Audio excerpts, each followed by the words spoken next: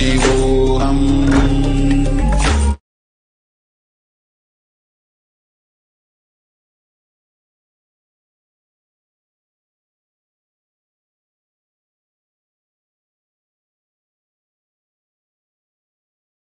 Yes, I have to give the consciousness into the process of understanding that is also Namaste, that you are going to worship I am me.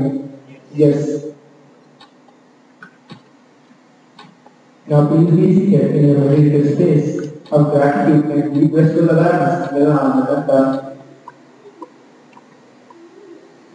The first topic is Sadguru Vandanam. Now please take some flowers in your hands and close your eyes and offer the flowers as long as you speak. Mantra.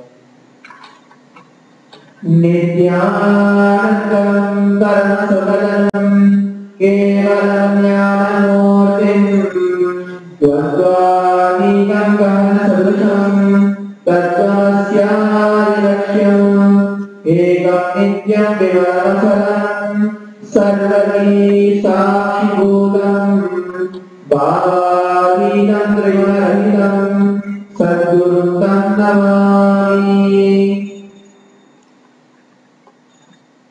The next topic is Guru Paramashivam. Now please take some flowers in your hands and offer the flowers as long as you speak. Nithyanandeshwara Paramashiva-Samarambha Nithyanandeshwari Parashakti-Madhyama Asmadacharya-Paryanta Vande Guru Parampara.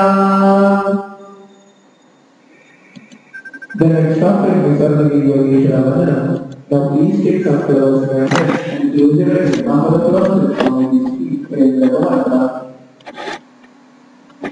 Lala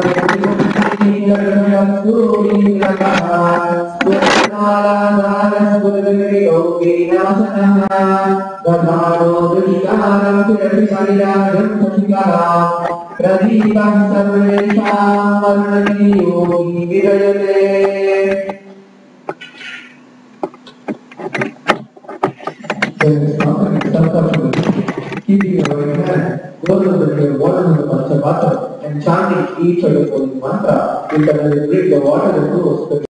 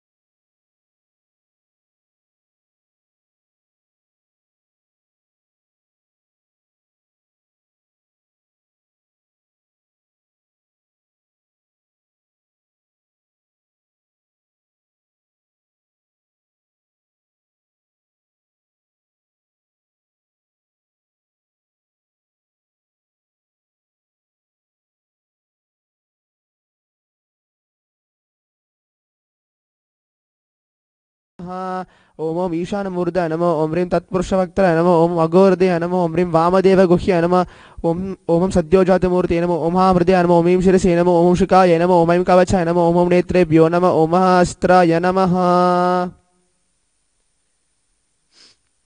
Sankalpa.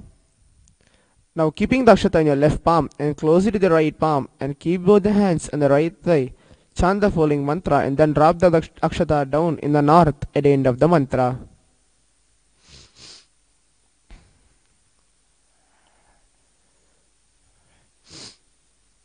Mamopata samasta duridakshayadvara Bhagavat Shri Nithyananda Paramashiva Prityartam Shri Nithyanandeshwari Parashakti Sameta Shri Nithyanandeshwara Paramashiva Prityartam Cha Shubhe Shobhane Muhurte Adya Brahmanaha Dvidiya Parade Shri Svetavaraha Kalpe Vaivasvadamanvantare Ashtavimsaidame Nitya Yoge Pradame Pade Jambu Dvipe Bharadavarše Bharadakante Meroho Dakshine Parshve Shagabde Asmin Vartamane Vyavaharike Prabhavadinam Shasyaha Samvatsaranam Madhye Vikarinam Samvatsare Uttarayane Lakshmi Venkateshwara Ritau Makaramase Shuklapakshe Dashamyam Shubhaditau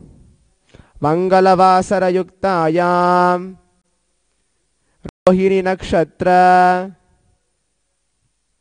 Indra Yoga Taitilakarana Yevam Guna Visheshana Vishishtayam Asyam Shubhaditau Shri Kailasonnadadvadashanta Shyamala Pitaruda Shri Meenakshi Sundareshwara Bhinna Swarupa Parashivaputta Ratnakumara Gurumanyatulyavatara Shri Parvati Sanyapana Labda Divyanyana Vishruda Sagala Nigama Gamasara Bhuta Dravida Veda Pravaktre Srimat Paramashiva Karuna Samadhiga Mukta Mayajadarashrayana Giyamana Chatra Chamara Shri Chinna Kahaladi Samasta Virada Valyalankrida Jnana Vijnana Chakravarti Sarvajana Shanga Sadhyo Nirvana Diksha Payaga Vargavasha Vrishtrana Jimota Paramata Kalabakeshari Shaiva Siddhanta Stapanacharya Shri Raja Diraja Pandya Maharaja Guru Shapada Shakyati Mahantakara Nivarananyana Banu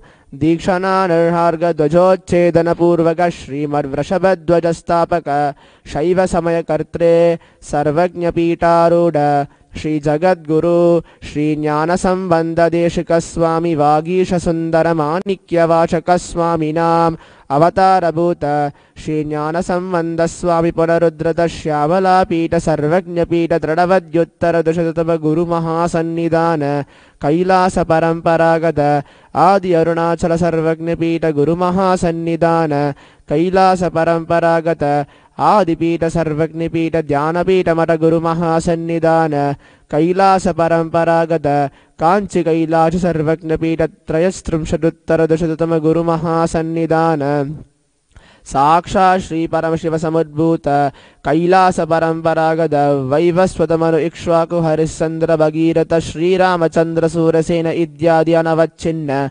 Sarvabhauma Chakravarti Paramparagata Chadushashti Yogini Mandita Chadushashti Sampradaya Pravartaka Manudharma Sashana Surya Vamsha Prapta Sarvagnya Pita Surangi Samrajya Murda Bishitta Chudamani Mahanirvani Pitasya Ashtottara Sahasra Shri Mahamandaleshwara Adalapitasya Ashtottara Sahasratama Ashtottara Sahasra Shri Adalapitadishwara Dharmamukti Swargapura Swarna Pitasya Trayovimsha Guru Mahasannidhanam Srimat Paramahamsa Parivrajakaacharya Varya Sakshidhananda Pranavaswarupa Shrotriya Brahmanishta Nityotsav Nitya Mangala Nitya Kalyana Nitya Rajita Nityananda Pita Mahasamsthana Mahasimhasana Pita Kartre Shri Kailasa Padaruddharaka Shri Kailasa Paramacharya Varya Jagatguru Srila Shri Bhagavat Shri Nithyananda Paramashiva Shri Jnana Sambandha Deshika Paramacharya Swaminam Prityartam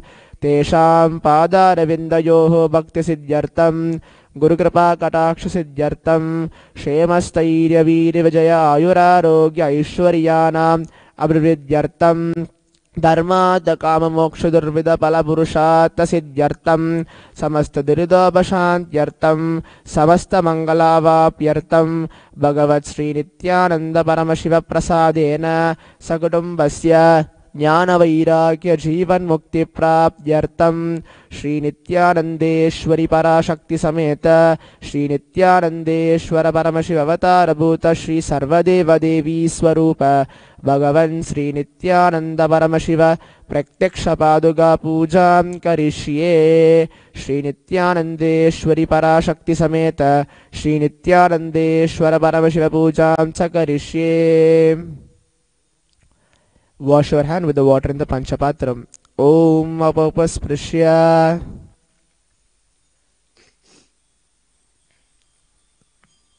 Now ring the bell with your left hand loudly as you chant the mantra. The bell should never be rung, holding it below your heart level.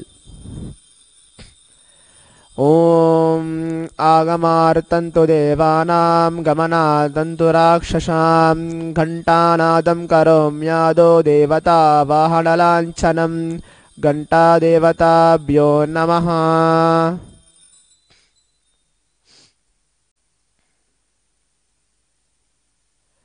The next offering is Manasa Puja.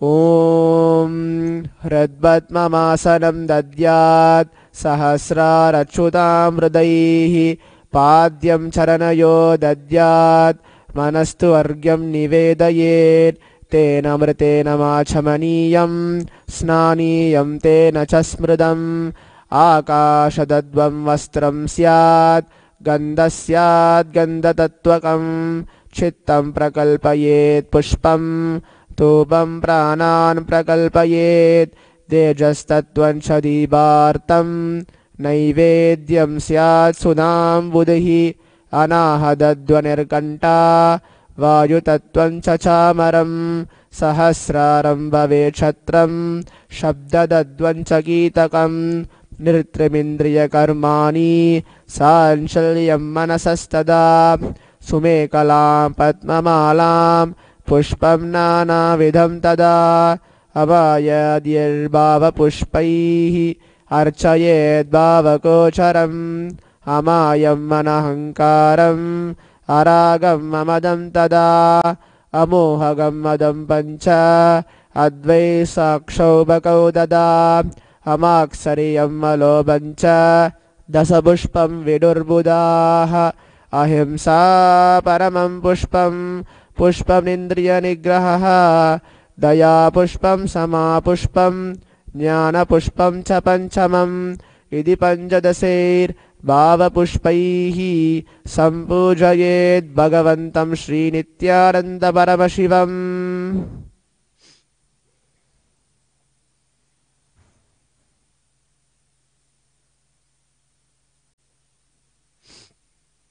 The first offering is asanam. Now please take some flowers and akshata, turmeric rice in your hands and offer it at Swamiji's feet along with the mantra.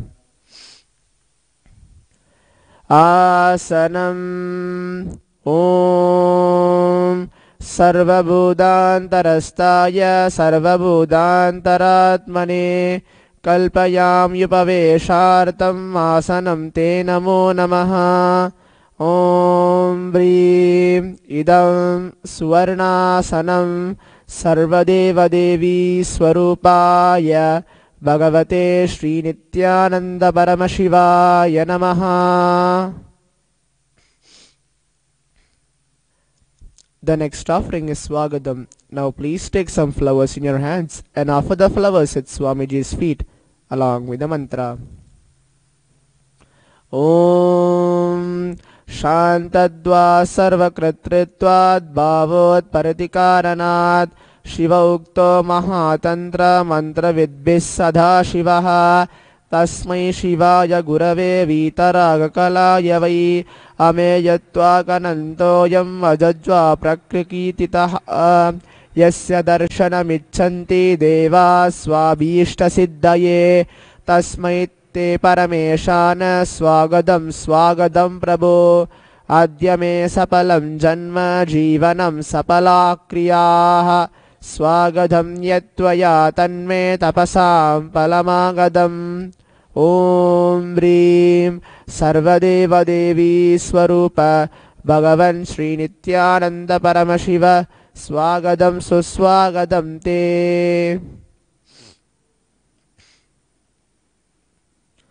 The next offering is Padyam. Now please take an udradi of water in your hands and offer it at Swamiji's feet along with the mantra. Padyam Om Yagbhaktilesh Samparkat Paramananda Samplavaha Tasmai Te Parameshana Padyam Shuddhaya Kalpayet Om Vrim Edatpadyam Sarvadevadevi Swarupaya Bhagavate Shri Nithyananda Paramashivaya Namaha. The next offering is Arghya. Now please take the conch in your hands and offer the Arghya at Swamiji's feet along with the mantra. Arghya Om Durvakshta Samayuktam Bilvapatram Tataparam Shobhanam Shankapatrastam Grahanagyam Maheshwara Om Vrim Esho Arghyaha Sarvadevadevi Swarupaya Bhagavate Shri Nithyananda Paramashivaya Swaha. The next offering is Achamaniyam. Now please take an udradi of water in your hands and offer it at Swamiji's feet along with the mantra. Achamaniyam Om Mandakinyastu Yadvari Sarvapapaharam Shubham Grahanachamaniyam Tvam Maya Bhaktya Niveditam Om Vrim Idam Achamaniyodakam Sarvadevadevi Swarupaya Bhagavate Shri Nithyananda Paramashivaya Swada.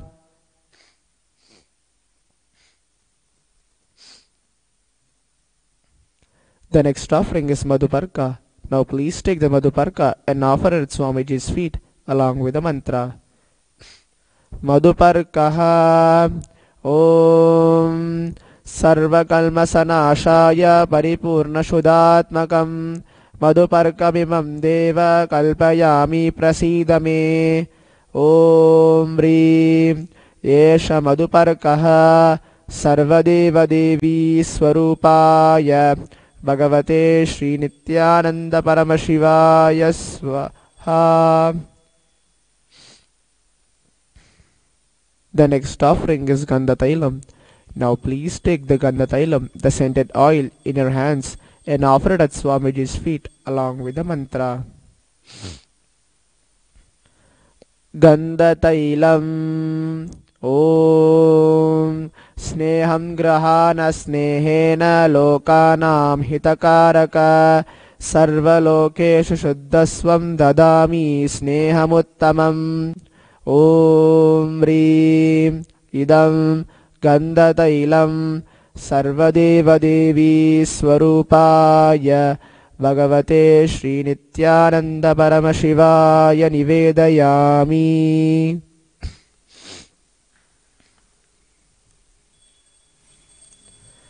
The next offering is Naniyam. Now please take an udradi of water in your hands and offer it at Swamiji's feet along with the mantra, and please ring the bell as you do so.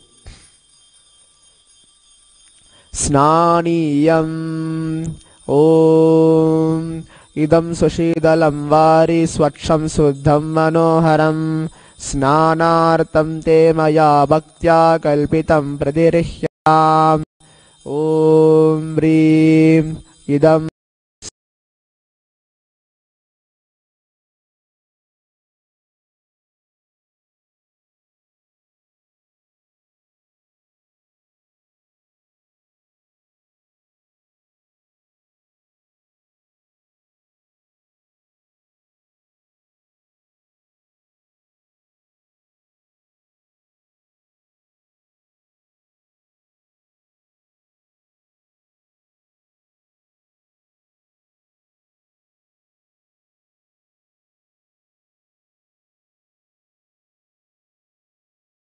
varana vignaya vachasте kalpayamyaham.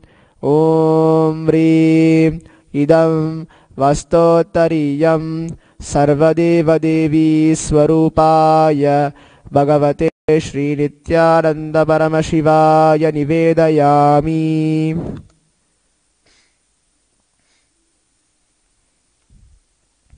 The next offering is Abharanam. Now please take the jewelry in your hands and offer it at Swamiji's feet along with the mantra. Abharanam Om Swabhava Sundarangaya Nana Shaktyashrayayate Suvarnam Bhushanam Tubhyam Kalpayami Prasidame. Om Vrim idam Suvarnabharanam Sarvadeva Devi Swarupaya Bhagavate Shri Nithyananda Paramashivaya nivedayami.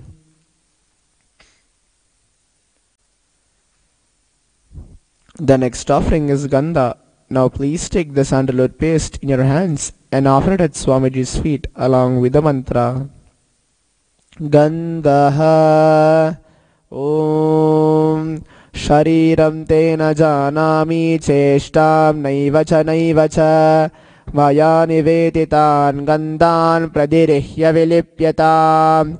Om Vrim Esha Gandha Sarvadeva Devi Swarupaya Bhagavate Shri Nithyananda Paramashivaya Namaha.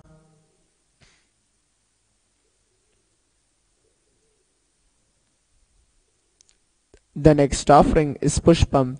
Now please take some flowers smeared with sandalwood paste in your hands and offer the flowers at Swamiji's feet along with the mantra. Pushpam Om Turiyavana Sampannam Nana Gunamanoharam Ananda Saurabham Pushpam Grihyatam Idamuttamam. Om Vrim Etani Sachandana Pushpani Sarvadeva Devi Swarupaya Bhagavate Shri Nithyananda Paramashivaya Vaushate.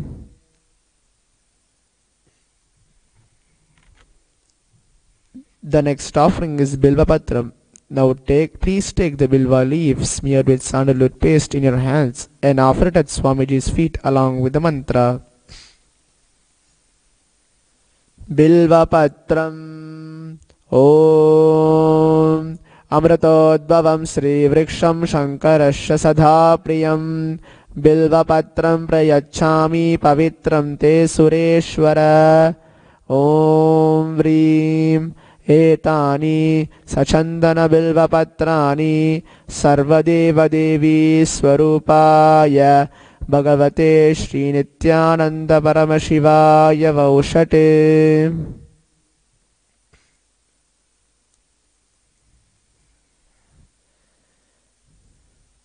The next offering is Tulasi Patram. Now please take the Tulasi leaf smeared with sandalwood paste in your hands and offer it at Swamiji's feet along with the mantra.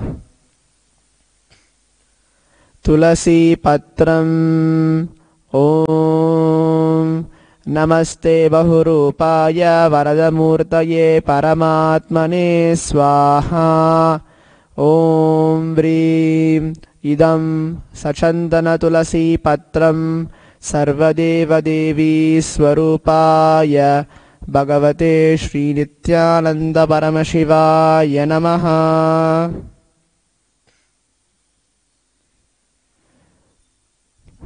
The next offering is Dhupa. Now please take the lit incense sticks in your hands and slowly wave towards Swamiji's feet along with the mantra, and please ring the bell as you do so.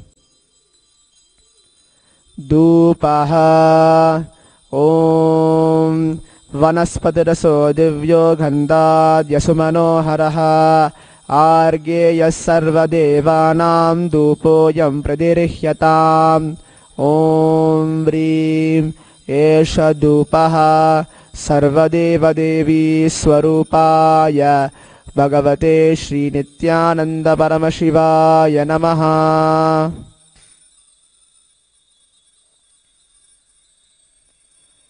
The next offering is Deepa. Now please take the lit lamp in your hands and slowly wave towards Swamiji's feet along with the mantra, and please ring the bell as you do so. Deepaha Om Suprakasho Mahadīpaha Sarvakrastya Nirapaha Shabahya Brantarajyodir Deepoyam Pradirihyatam Om Vrim Esha Deepaha Sarvadeva Devi Swarupaya Bhagavate Shri Nithyananda Paramashivaya Namaha.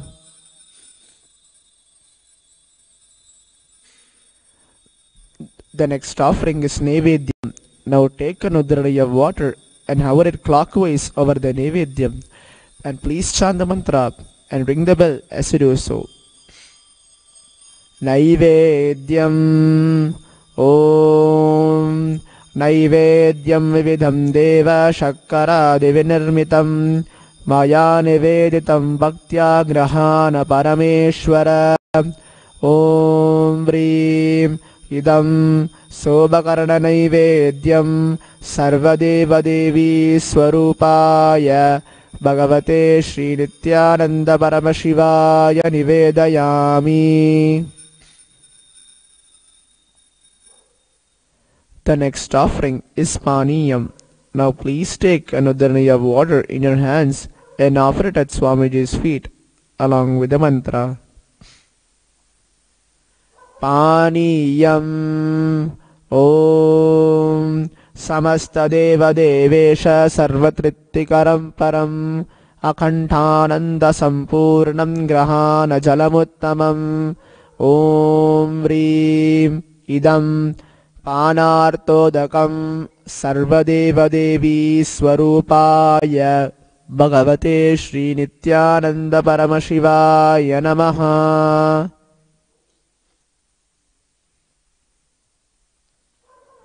The next offering is Punarachmaniyam.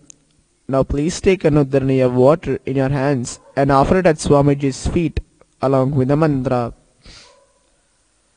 Punarachamaniyam Om Uchchishtamatya Suchirva Yasya Smaranamatradaha Shuddhimapnodi Tasmai Te Punarachamaniyakam Om Vrim Idam Punarachamaniyodakam Sarvadeva Devi Swarupaya Bhagavate Shri Nithyananda Paramashivaya Swaha.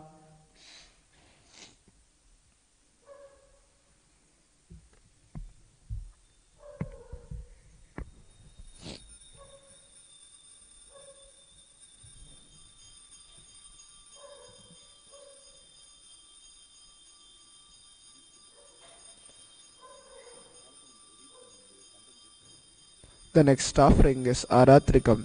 Now please take the lit camphor in your hands and slowly wave towards Swamiji's feet along with the mantra, and please ring the bell as you do so.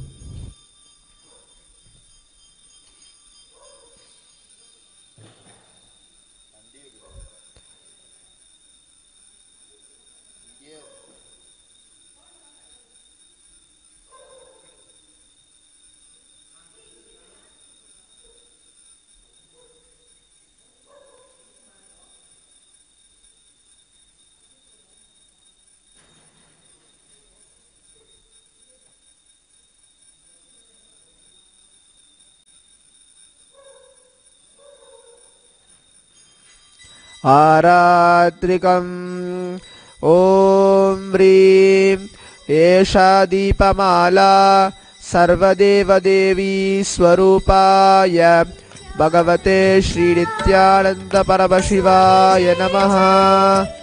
Om Rajadirajaya Prasahya Sahine Namo Vayam Vai Shravanaya Kurmahe Same Kaman Kama Kama Yamahyam Kameshwaro Vai Shravano Dadato Kuberaya Vai Shravanaya Maharajaya Namaha.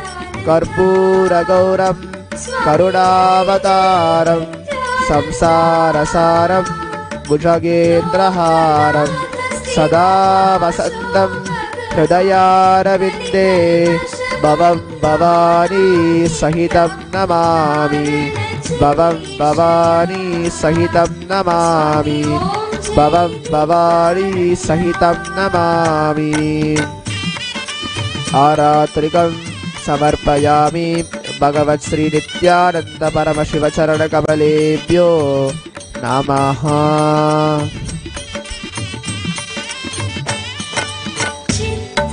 The next offering is Puspanjali.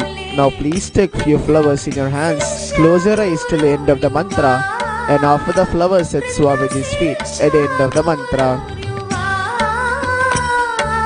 Pushpanjali Guru Brahma Guru Vishnu Guru Devo Maheshwara Guru Sakshat Parabrahma Tasmai Shri Gurave Namaha.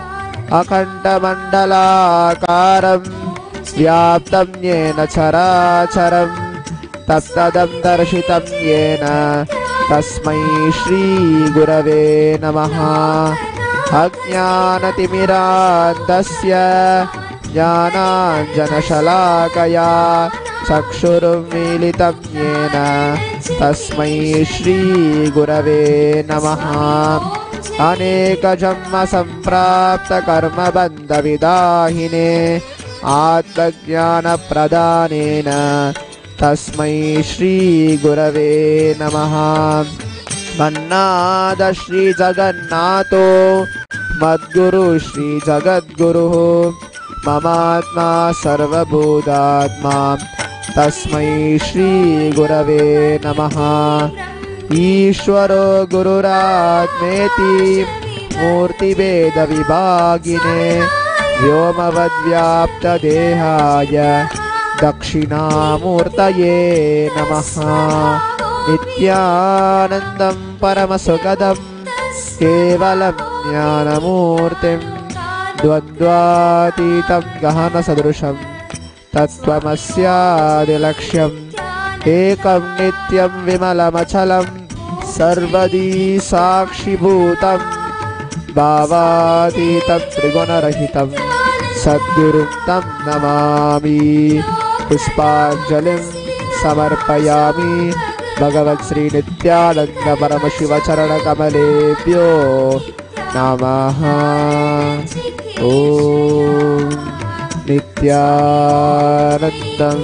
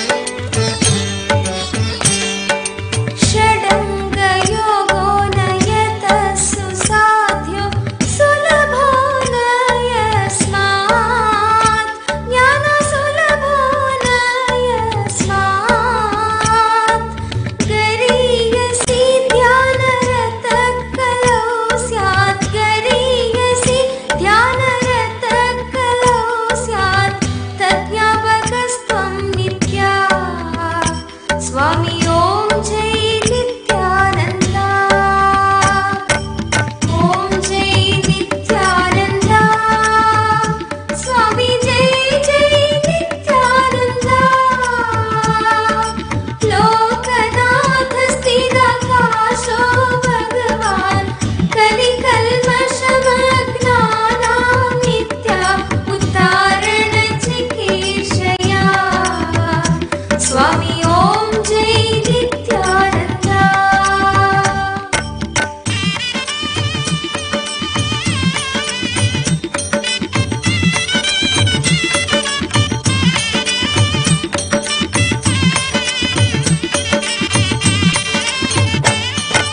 ध्यायन्ति गायन्ति नमन्ति नित्यं ब्रह्म विष्णु शिवदेवा. नित्य ब्रह्म विष्णु शिवदेवा. तै प्रार्थितस्तस्य परावतारो. तै प्रार्थितस्तस्य परावतारो. विभागुधारी नित्या. स्वामी ॐ जय नित्यानन्दा. ॐ जय नित्यानन्दा. स्वामी जय जय नित्यानन्दा. लोकनाथ स्थितकाशो भगवान् कलिकल्मषमग्नानां नित्या उत्तारण चिकेशया. स्वामी ॐ जय नित्यानन्दा.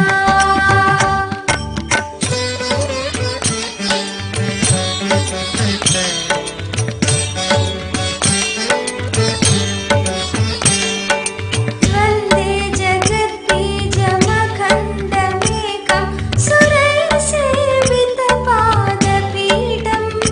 नित्यसेवितपादपीठम्. वन्दे भवेशं भवरोगवैद्यं. वन्दे भवेशं भवरोगवैद्यं. तमेव वन्दे नित्यम्. स्वामी ॐ जय नित्यानन्दा. ॐ जय नित्यानन्दा. स्वामी जय जय नित्यानन्दा. लोकनाथ स्थितकाशो भगवान् कलिकल्मषमग्नानां नित्या उत्तारण चिकेशया. स्वामी ॐ जय नित्यानन्दा.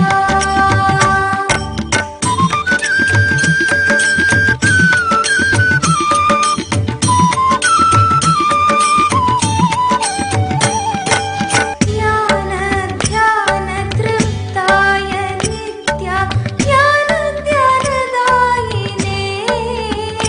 नित्यज्ञानध्यानदायिने. आत्मसंस्थाय सत्ताय नित्या. आत्मसंस्थाय सत्ताय नित्या. शरणगुणशालिने. स्वामी ॐ जय नित्यानन्दा. ॐ जय नित्यानन्दा. स्वामी जय जय नित्यानन्दा. लोकनाथ स्थितकाशो भगवान्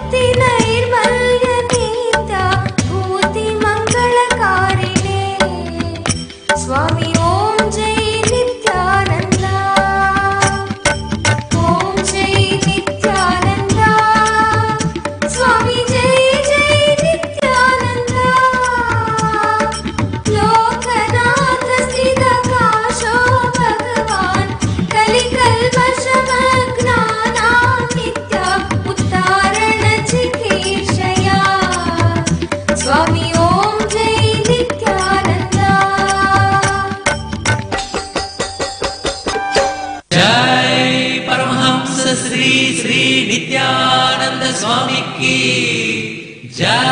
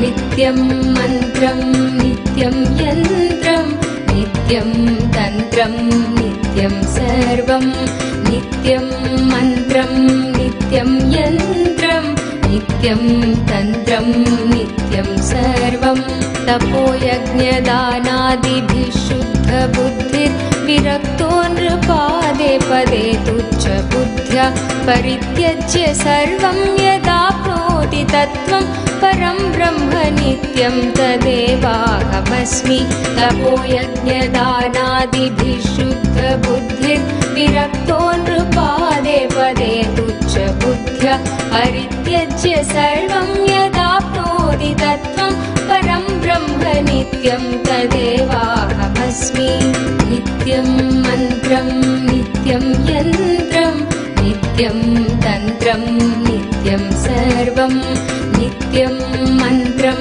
नित्यं यन्त्रं नित्यं तन्त्रं नित्यं सर्वम्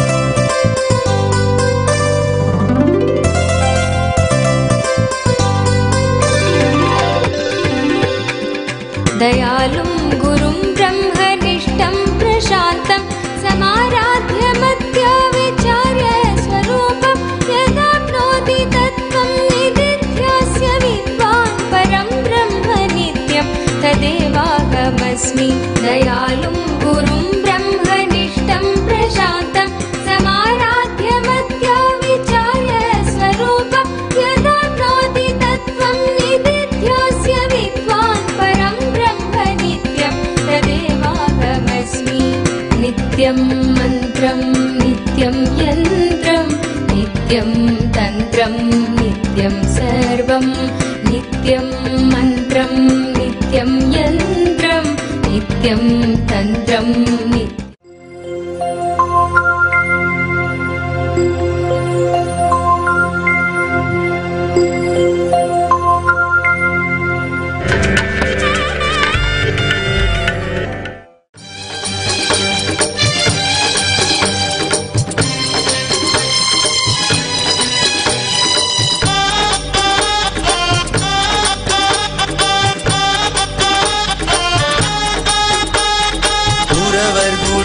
நுழைந்தாண்டி அந்த கோமாட்டி எச்சில் விழைந்தாண்டி குறவர் குடிசை நுழைந்தாண்டி அந்த கோமாட்டி எச்சில் விழைந்தாண்டி துறவர் வணங்கும் புகழாண்டி அவன் தோற்றத்தை பாடி அடிங்கடி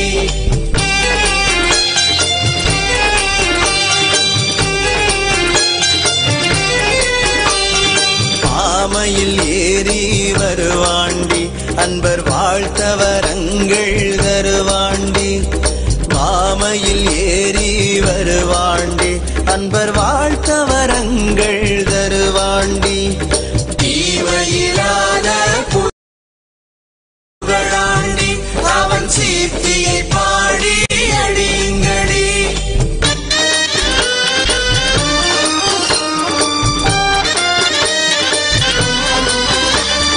பன்னிரு தோள்கள் உடையாண்டி கொடும் பாவிகள் தம்மை அடையாண்டி பன்னிரு தோள்கள் உடையாண்டி கொடும் பாவிகள் தம்மை அடையாண்டி எண்ணிரு கண்கள் அறையாண்டி அவன் ஏற்றத்தை பாடி அடிங்கடி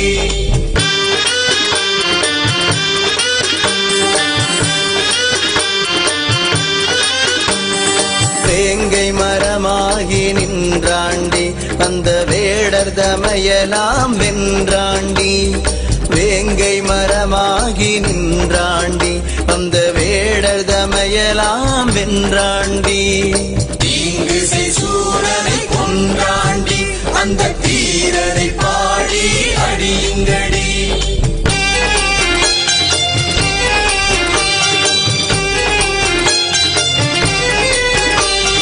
தீர்த்திகள் தோகை மயில் மேலே இளஞ்செஞ்சுடர் தோன்றும் திறம்போலே சீர்த்திகள் தோகை மயில் மேலே இளஞ்செஞ்சுடர் தோன்றும் திறம்போலே ஊர்வடி வேல் கொண்டு நம் பெருமான் வருங்கோலத்தை பாருங்கள் கோதையர்கள்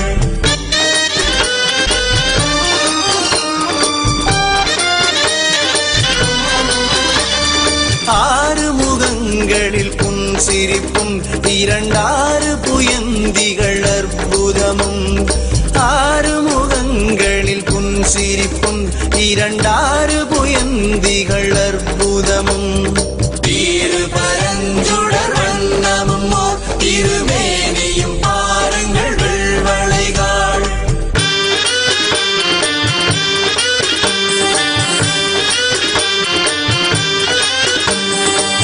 ஆனந்தமான அமுதனடி பரமானந்த நாட்டுக்கு அரசனடி ஆனந்தமான அமுதனடி பரமானந்த நாட்டுக்கு Arasanadi ஆனந்தமில்லா சதுரனடி Sivashanmugan நங்குரு சாமியடி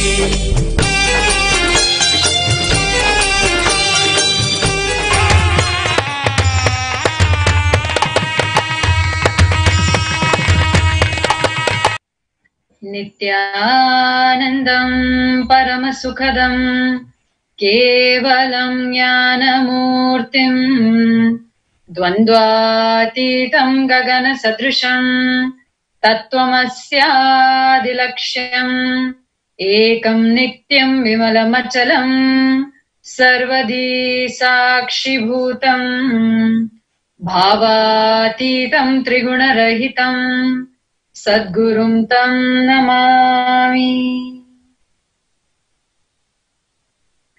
Nithyanandam, welcoming all the viewers, those who are watching us live through Nithyananda TV, through Facebook Live, YouTube Live, Twitter Live, through Kailasa TV, through Hinduism Now TV, and through Enlightened app. Welcoming all of you for this segment of Morning Satsang. Before we move ahead for this special segment, I just wanted to remind a little bit gist, which I could catch it, what Swamiji shared with all of us yesterday. Talk to Paramashiva. I think that was the best part which I could catch it and I wanted to have always is talk to Paramashiva. He is literally sitting inside you. All you have to do is see. Every single day, if you just watch out your life, you're continuous chattering with yourself. Either you are talking outside or you're talking inside. But instead of doing that, talking to yourself, Swamiji says you literally feel more and more garbage inside you, more and more dirt inside you because the powerful cognition never happens. The best way to live life, talk to Paramashiva. 2-3 days you will see when you started to talk, the first realization will happen that he is real. The experience of Paramashiva, that he is real, sitting inside you, listening to you, talking to you. He's available for you, manifesting through you. When we do that, simply your life will be so easy. How? You will just start manifesting powers which Paramashiva is manifesting. The state, the space, the powers, superconscious being, and the space of SHRIKAILASA itself will just get awakened inside you. You will realize that yes, it's real. Paramashiva is real, available for you, manifesting through you. When you inhale, you should know it is directly coming, touching his body and coming. You're literally inhaling him. Swamiji said that Arunagiri Yogeshwara himself taught this technique to him. And even now, Swamiji literally knows that Paramashiva is real and Paramashiva is manifesting through that body. Swamiji always, whatever, like one thing which Swamiji says, that I'm not here to prove that I am God. He already knows that. But he's here to prove that you are God. The experience of Paramashiva is awakening inside us, which is already there. It just, we need to experience, we need to realize. That is something really amazing. No one does that. No one tells you that you are God. No one tells you that you are Paramashiva. No one tells you, no one makes you experience the highest dimension of you. Swamiji is doing this persistently. I myself have seen the transformation in my own life. And many of the viewers, those who are watching, those who have listened to Swamiji or met Swamiji or any way if you are connected, you all know the transformation, the cognition about ourselves has changed significantly. Before meeting Swamiji, the cognition which I used to keep for myself, I used to feel very low about myself. Especially when I was about to get married, there were many people who rejected me by saying that you have a dark complexion and we don't want such girl to be married to them.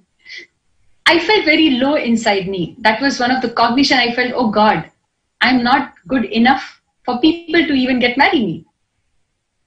But the very cognition about myself changed when I met Swamiji.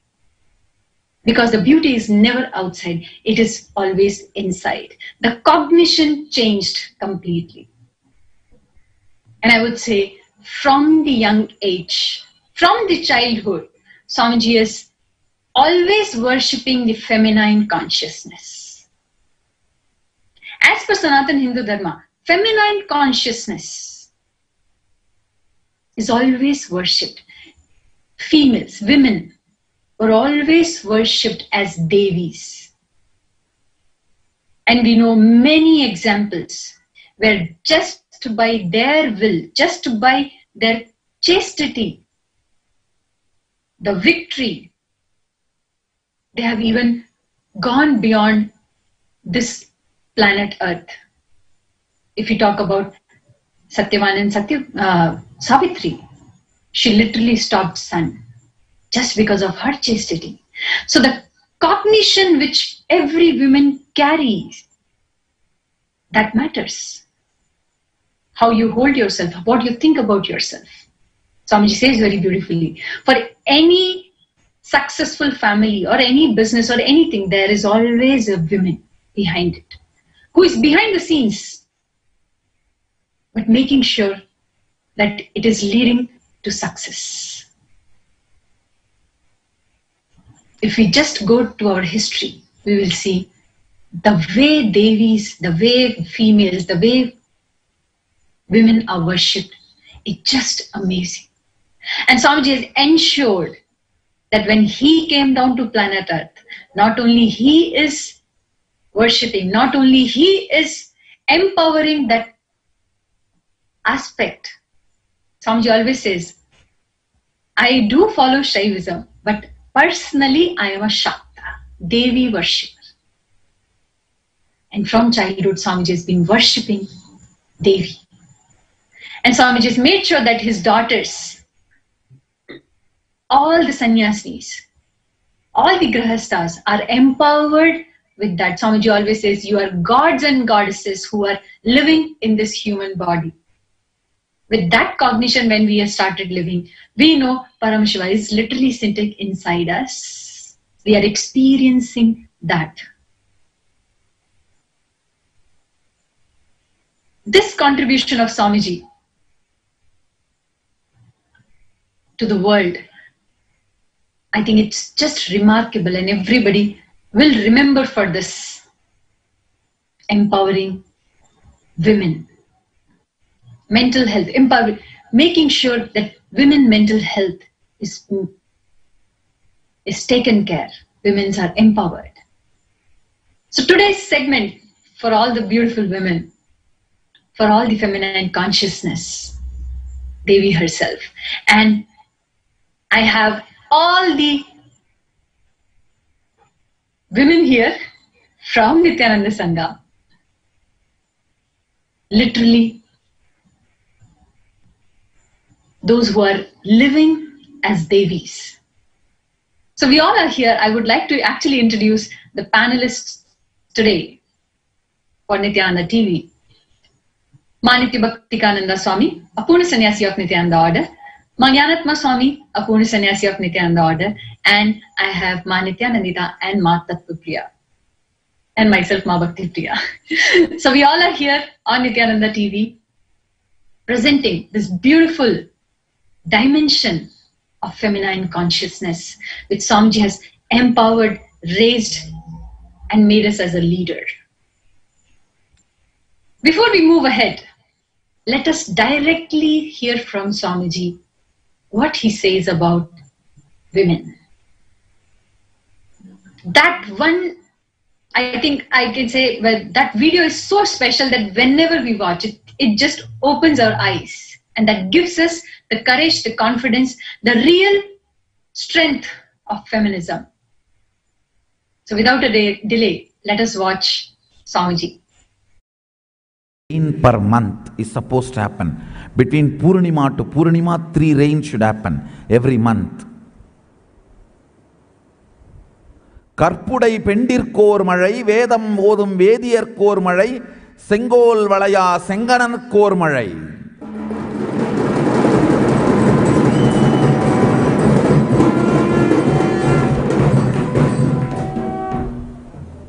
One rain is for chaste woman. How come? Chaste woman can be responsible for rain? Maybe it's a concept to keep the social stability. No. Man is logic. Words are his power. Woman is emotion, her breathing is her power. Understand? Chaste breathing is a command given to cosmos. A pure Pandit, a pure Vedic Pandit, he need to give command only through his words. His chanting, his words will impact the universe.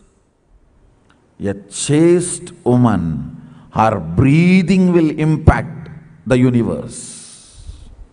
Understand?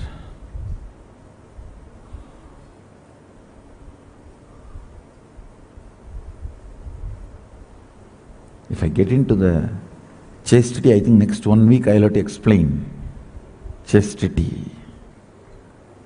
Maybe when time comes, I'll explain all the 7 chaste women we remember every morning and their life, and exactly, precisely what is chastity. All big successful house or organization, I guarantee there will be a chaste woman on the top. Maybe behind the screen, behind the scene, there will be a chaste woman who keeps the things together, understands.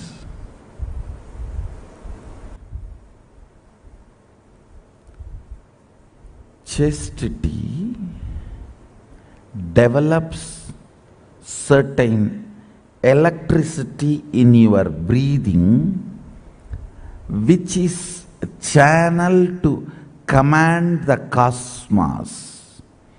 If you develop that electricity, your commands are simply obeyed by cosmos. I'll explain this and explain the story of Satyavan Savitri, how she is able to stop the sun, get Yamadharma, give life back. Even Sadashiva, to get the life back from Yamadharma, has to kill Yamadharma. He is not able to convince. He only has to go all out. But Savitri,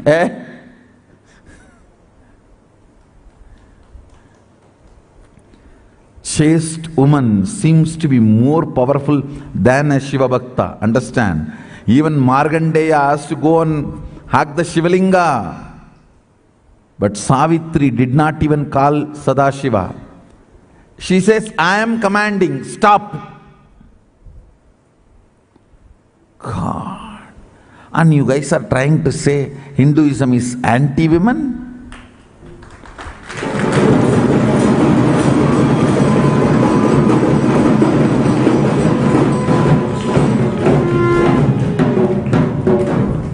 Which religious shastra has given such grand space for women? I tell you, if you have a chaste woman in your life, I am not saying it should be only your wife relationship, even as a sister. Because chastity is a quality which radiates in all relationship, not just in one relationship. A chaste woman will be amazing mother, amazing sister, amazing daughter, an amazing administrator. Because it is ability to convert lust into relationship. Chastity is the alchemy process of converting lust into relationship.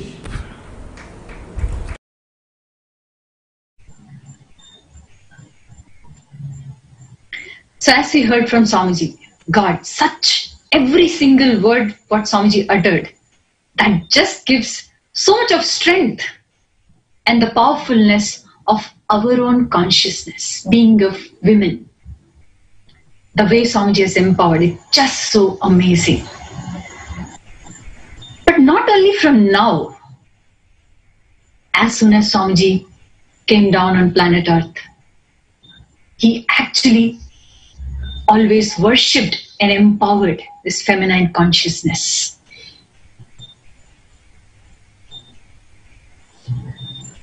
We should hear directly from, actually I want to call Ma Bhaktika Swami to come forward and share how Swamiji has been worshipping feminine consciousness right from his childhood. Nithyananda Ma? Nithyanandam. Nithyanandam, to all the NTV viewers. Yes. An incarnation starts radiating what he stands for from day one. And the worship of the sacred feminine is one of the core principles of Sanatana Hindu Dharma. In the Avatara Leela, in the life of Bhagavan, the worship of the sacred feminine started from day one. The first recorded darshan that young Bhagwan had is at around the age of 9. You're about to see. Yes, at around the age of 9, young Bhagwan had the darshan of none other than Parashakti herself. And the darshan was inside the Arunachaleshwara temple, which is one of the world's largest Shiva temple in Tiruvannamalai in South India, which is Bhagwan's own birthplace, where he assumed the human form. And just from that vision, he carved the form of Parashakti that he saw in a soapstone. And that is what you're seeing today in front of you right now.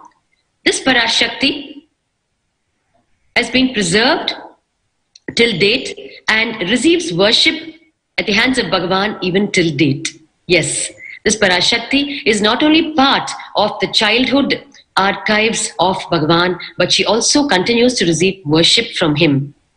And Bhagavan's Yoga Guru, Yogi Yogananda Puri, when he saw Bhagavan carving the soapstone deity, and Bhagavan narrated to him the darshan that he had, the darshan of the universal cosmic mother, Raghupati Yogi felt his nadi, felt his energy channels, and confirmed that he had indeed had an exposure to super high frequency vibrations.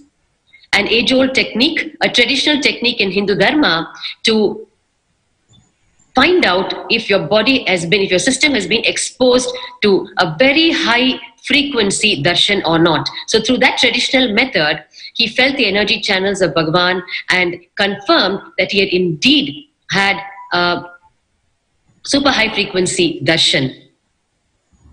That was the first darshan of the universal cosmic mother to Bhagavan.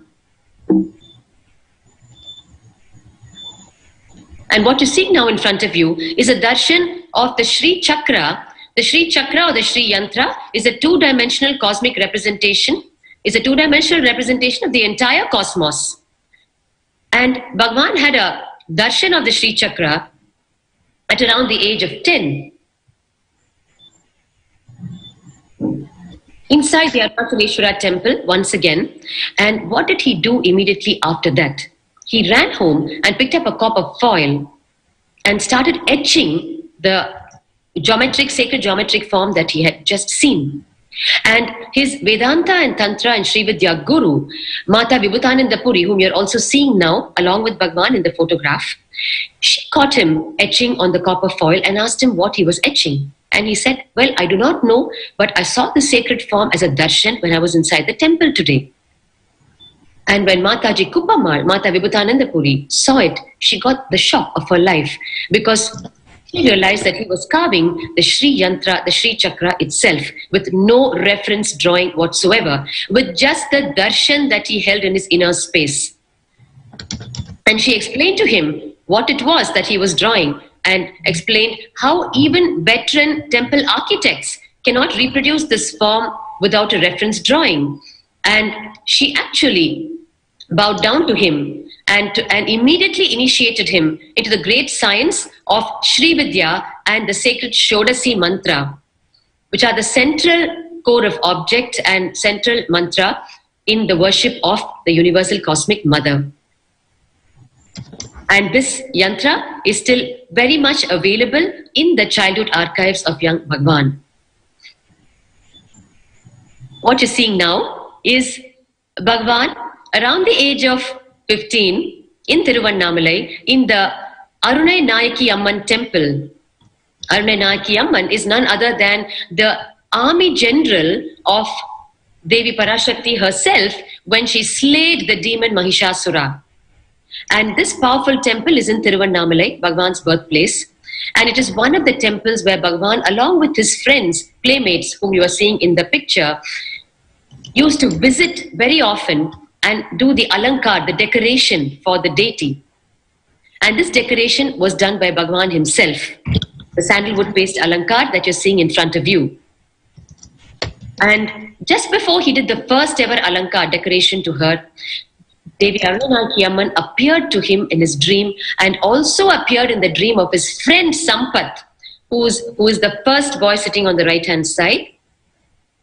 appeared to both of them and revealed her true form behind her robes. So it would enable them to prepare for the Alankar most effectively. And they had just had a discussion the previous day night that we do not know her original form. We've only seen her behind all the grand robes. And nevertheless, they prepared with whatever they had. But Devi revealed herself to them the previous day night, appeared in both of their dreams, which they both shared to each other the next day morning in the most shocking exchange in their years of being together. And now what you're seeing in front of you is around the years of 1995 to 1999, when Bhagwan was in the Ramakrishna Mutt. This was when he was in the Kanchipuram branch of the Ramakrishna Mutt in South India, Tamil Nadu, where he celebrated the festival of Navaratri, the 9 nights dedicated to the Universal Cosmic Mother, where he celebrated it, and he actually made these deities. These deities are handmade. There were no deities of worship in that branch. He actually handmade them and made the Navaratri 9-day festival such a grand occasion in the village of Kanchipuram and the surrounding villages, and actually took them in procession. And he had all the village people vying with each other that Devi should visit their village first. And here you are seeing on 7th November 2000, the historic first ever Chandi Homa, the Homa to Chandi Devi, the Universal Cosmic Mother, performed personally by Bhagwan himself in Tiruvannamalai, after he finished his Parivarajaka, his spiritual wandering of 9 years, and re-entered South India, Tiruvannamalai.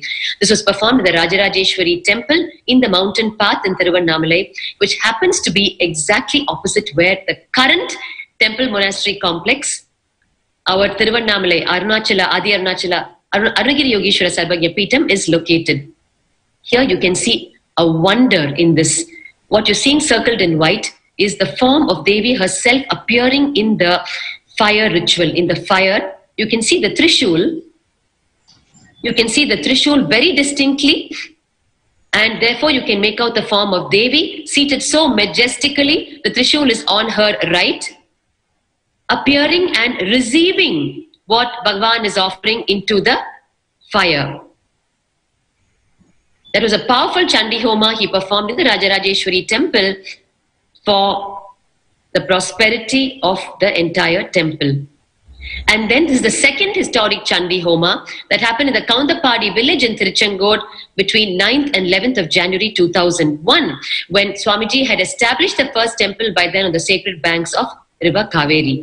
And at that time, he used to visit all the surrounding villages and perform pujas, homas, give spiritual healing to thousands of people, causing miraculous life restoration for them. And this is one of the Chandi homas that he did. It was a 3-day grand festival.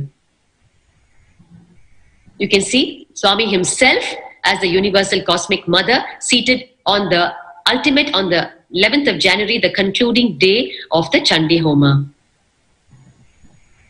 And this is once again in Sangagiri, which is a very famous Amman temple, a Devi temple, near Tiruchengood on the sacred banks of Kaveri, where Bhagwan was established at that time, where he used to go and offer worship and meet the people in all the surrounding villages. Here you're seeing the grand Kali Puja and the Chandi Homa in progress, and under the auspices of Swamiji, where the entire mission transitioned from Bhagwan himself performing the puja so personally to brahmacharis and sannyasis trained by him performing these pujas for worldwide people. You can see the grandeur with which the sannyasis are performing the puja. And this is what you're seeing now is the Kumari Puja, the Shakta worship, worshipping the Universal Cosmic Mother and worshipping the young girl, children and women as manifestations of Goddess Durga and the Universal Cosmic Mother. The tradition is revived and kept so much alive in the worldwide mission today by Bhagwan. Here you can see the young girl children being worshipped as manifestations of the Universal Cosmic Mother through the Kumari Puja, which is performed during every Navaratri festival every year. And here you're seeing the Suhasini Puja, which is worship of the married women as manifestations of goddess Durga herself during the Navaratri festival. And here you're seeing the famous Kali Puja, which is performed during every Deepavali festival every single year. And these pujas and homas and rituals to the universal cosmic mother happen so diligently in all the temple monasteries that Bhagavan has established around the world. It continues to be performed by the trained brahmachari sannyasis and the devotees who run the temples, trained personally by Bhagavan himself. So that is how the entire Shakta, the worship of the universal cosmic mother, started in the life of Bhagavan, and we're seeing it continuing till date. The worship of the universal cosmic mother, the sacred feminine worship, where it is so important to worship the universal cosmic mother and so important for the women to understand how powerful they are, especially in today, which is a male-dominated society, empowering women with their original divinity, with the deep context of who they really are, happens in the mission continuously. Manitya Bhakti Priyananda, back to you. Thank you so much, Ma. As we saw that the way Swamiji has been worshipping feminine consciousness, wow, it's just so amazing. Even if we see the history of Sanatana Hindu Dharma,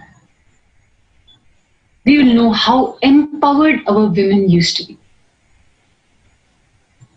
And actually I have, as we have Magyanatma Swami in the panel, I feel she will be the best person to present this. Magyanatma Swami. Nithyanandam, dear viewers, today it's a great opportunity to share about the great women of Sanatana Hindu Dharma. We are a proud civilization where the women were exemplary, not just leaders, in all the great qualities. We have the epitome of Sanatana Hindu Dharma as great women of the civilization. Whether it is women as queen or mother or as a sister or as a wife or as a daughter, in every single dimension, Sanatana Hindu Dharma has given a very unique position to women. It is only the unfortunate conspired misrepresentation by the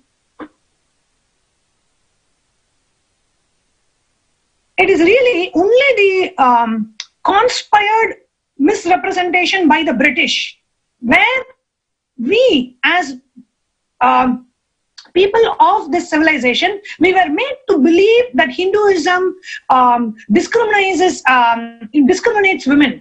Actually, women are worshipped in the tradition. Even in a regular family, the women are worshipped. Kanya Puja is done, Suhasini Puja is done, Sumangali Puja is done. Women are worshipped in our tradition.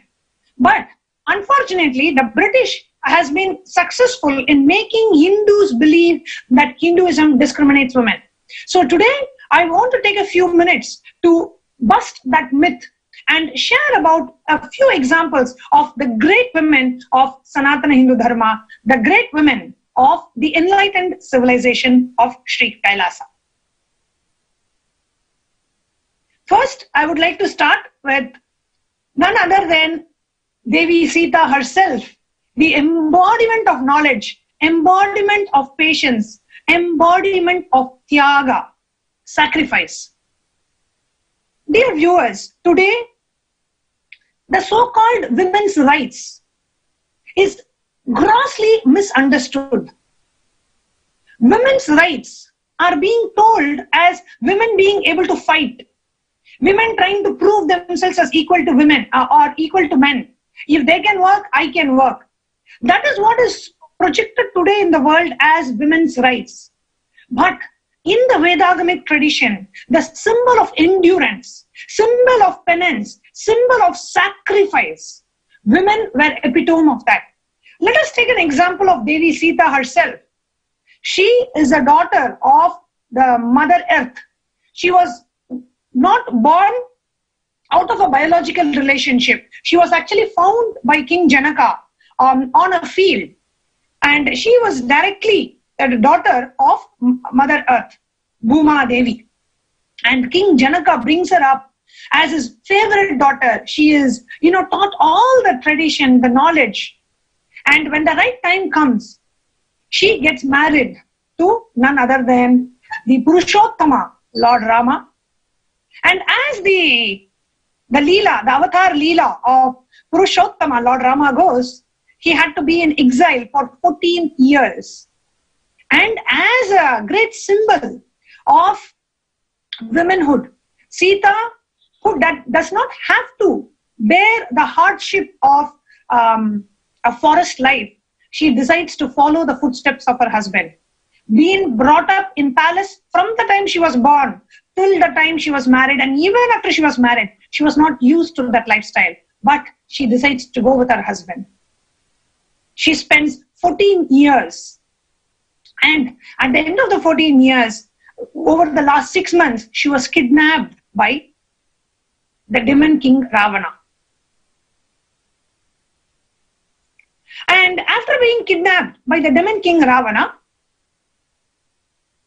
she stays in that Ashokavana, in that forest, waiting for Lord Rama to come and take her back. When Hanuman comes, she could have easily gone with him, but she says, no, that will not portray the greatness of my husband. I want my husband to come. Even at the time when she is held by a demon king who wants to enjoy her physically, even at that time, she does not want to give the credit of retrieving her to anybody else, but to her husband. And after being retrieved by her husband, by Lord Rama, after the war, she goes through the Agni Pariksha. She walks through the fire and comes out unscathed to prove her chastity towards her husband.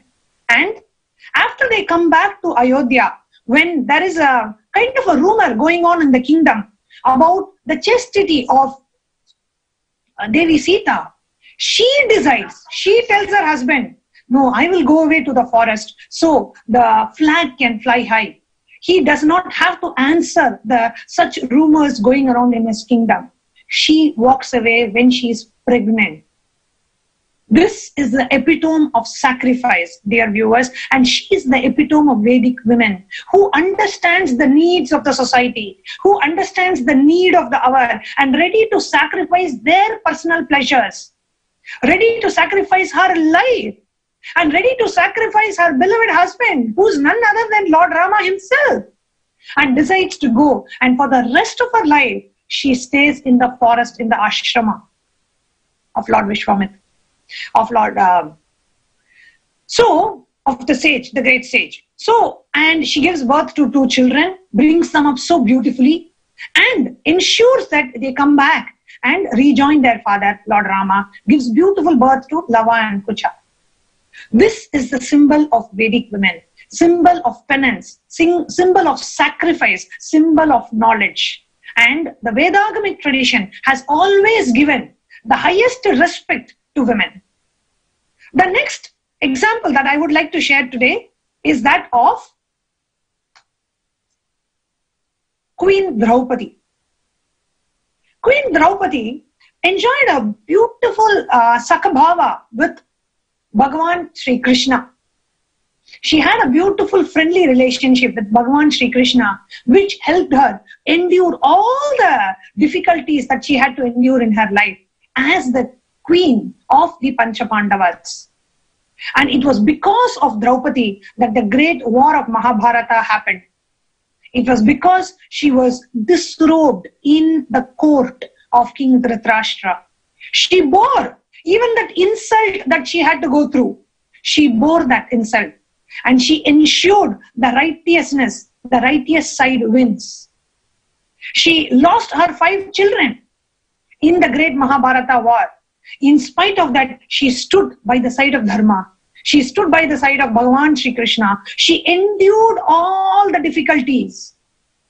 Dear viewers, this is where I want to bring your attention. women are seen as a symbol of patience, symbol of knowledge, symbol of sacrifice in the Vedagamic tradition. In today's world, when we are talking about the women's rights, women are known for their symbol of patience and endurance. It is not a make or break relationship. Today the husband says something or the boyfriend says something, I break the relationship and I call it women's rights. No. Women are known to bring the family into the path of righteousness. The next, I would like to give an example of none other than Devi Meenakshi herself. Devi Meenakshi was a symbol of the perfect administration, being a queen, which was not common in those days. Her father, Malayadhuja, did not have a child. So he does the Putra Kameshti Yaga, and out of that Yaga, out of that fire ritual, comes a beautiful daughter. And that is Devi Meenakshi. So he trains her in all the, warfare. He trains her in administration. He trains her how to fight, how to do horse riding. And she was the perfect queen India has ever seen. Of course, she's an incarnation of Devi Parvati herself. She gets to marry Lord Sundareshwara, who's none other than Lord Paramashiva himself, who comes and resides with her in Madurai as she rules the great Pandya kingdom. So the Vedic women are a symbol of great administrators. Vedic women are a symbol of great penance, sacrifice, tapas, knowledge, and endurance and patience. That is what is the symbol of Vedic women. Manyanatma Swami, just wanted to add a few points for like how powerful actually the Hindu feminism, the real feminism, which is a Hindu feminism, is. Because right now what we just saw examples who are testimonials of what virtues women as Hindus had. We saw how, like today, all we understand for feminism is to fight for equal rights with men, where you already put men in a higher pedestal and you are trying to fit yourself into their shoes. And which is why so much of conflict is there today. But in our Vedic tradition, the real feminism is all about you empowering yourself from within, where a woman finds her own uniqueness and expresses it. Swamiji tells, like in one satsang Swamiji was telling, to awaken, to be enlightened, means you need to awaken your feminine consciousness. So a devotee asks Swamiji, how you usually tell that we are made up of both male component and female component. Why are you telling for enlightenment we need the feminine consciousness to be awakened? Swamiji explains beautifully, for enlightenment, only the feminine consciousness can bring that stability. Awakening of feminine consciousness can only bring that stability and balance for both the male component and the female component. So feminine consciousness, Swamiji always tells, a Shakta, of a person who has their divine feminine consciousness awakened, that means they're already hardwired. All women are already hardwired for enlightenment. When all such great things once prevailed in Hindu women, but today we are seeing so many statistics where women are really going through a lot of discrimination, trying to fight for their rights, being persecuted. Just even if you have just a brief view of what all are the cases going on, what sort of issues come up. We are seeing a lot of these issues are related to rape cases, violence on women, and where women are belittled, where women are trying to continuously fight for their rights, try to achieve their freedom. Unfortunately, because that base is missing, where they understand that you need to fight for your rights means you just need to discover your inner potential, where your unique component, that divine consciousness, that divine feminine consciousness is there within you. Swamiji has beautifully empowered all of us with those powerful cognitions which make us discover that amazing inner potential that we have. Today, in the Sangha, if we just have a look, 75% of the decision makers, leaders are women. Actually, even right now, if you just have a look at the panel, we are all women. Empowering women really, not about where you put men in a higher pedestal and you start fighting, telling, I have to be equal to men. Where you're already putting them in a higher pedestal and yourself in a lower pedestal and trying to fit yourself into their shoes. So which is something that is not going to work. Actually, we can just see. This shows the statistics of how the rapes have increased over the years. We are seeing what kind of abuse women are going through.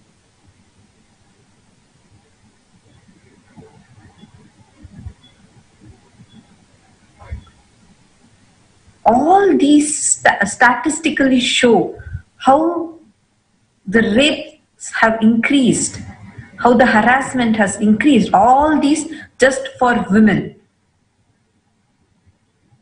Actually, you all can see all the statistics that's being projected in front of you all. And what we need to understand is today, in the name of gender equality, in the name of feminism, in the name of women empowerment, everything is reduced to mere comparison of the cerebral opportunities that we get. It is no more awakening from within. Everything is just a mere fight for equal cerebral opportunities.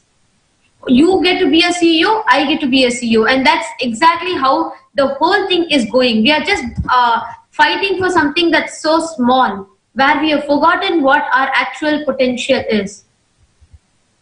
I would say the best experience that I have had today as an 18-year-old, I can simply know that no matter how many men can come and stand in front of me, no matter whoever comes and stands, even during this persecution, I know even if it is my so-called father that is standing and threatening me, I know I cannot be shaken. And that is the best empowerment.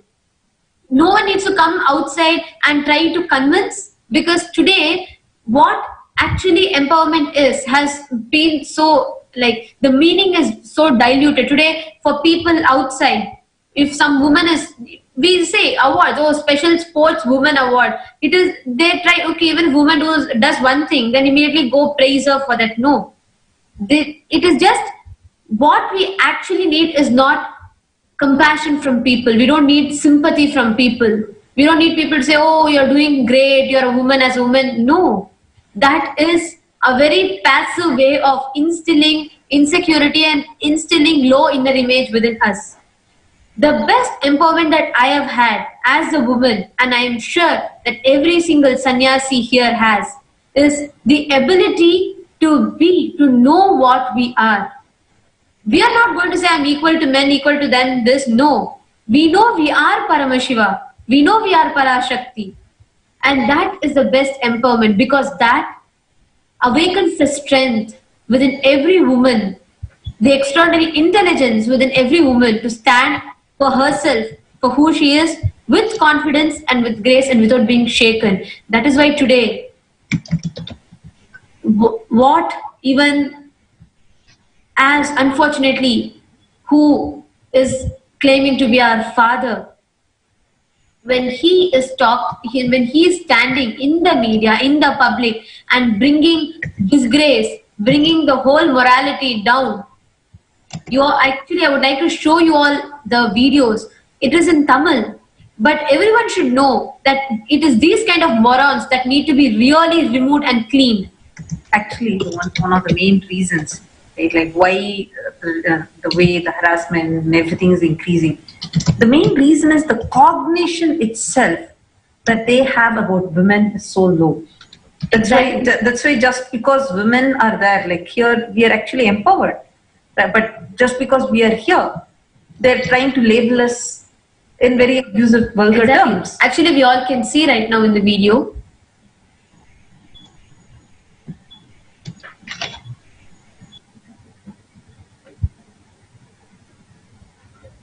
தீவிரமான இந்து மதத்தை எதிர்ப்பாளர், பிராமண எதிர்ப்பாளர், சமுதாய எதிர்ப்பாளர், பெண்களுடைய அழகை எதிர்க்கிறவரை நீங்க பார்க்க முடியாது. ஏன் தெரியுமா? புதுசா இருக்கு சொல்றது. பாருடா, யார் தெரியுமா இவ்வளவு அழகான பெண்கள்? நீ போய் ஒரு ரோஜா கொடுக்கறதுக்கு தலைகேடு நின்று நீ தவம் இருந்தா கூட ஒத்தியை தான் நீ உள்ள நீ உன்னை வளைக்க முடியும். ஆனா என்னை சுத்தி இந்த பக்கம் ஒருத்தர், இந்த பக்கம் ஒருத்தர், பின்னாடி 4 பேர், எல்லாரும் நான் தான் ரோஜா கூட உட்கார்ந்துருக்காங்க. அப்ப கூட நான் ரோஜா கொடுக்கல, அவங்க கிட்ட நான் ரோஜா வாங்கிக்கிறேன். இது நடக்குமா? எங்கேயாவது நடந்திருக்கு இந்தியா? பிளான் பண்ணி ஒரு பெரிய வன்மம் இருக்கு உங்க மேல அவருக்கு. என் மேலலாம் இல்லைங்க, சமூகத்துக்கு மேல மிகப்பெரிய அளவுக்கு வன்மம் இருக்கு.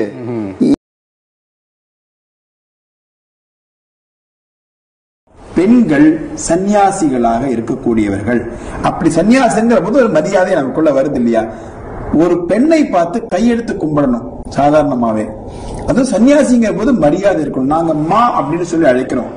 அவங்களோட போட்டோவெல்லாம் நீங்க பாருங்க, மா மாதிரியா இருக்கும். இங்க வாமாங்கள் மாதிரி. You all can see in this video. Actually, I'll first translate exactly what he told. So in the first clipping, he says that Swamiji is surrounded with beautiful women. Outside in the normal society, men even feel afraid to give one rose to a woman.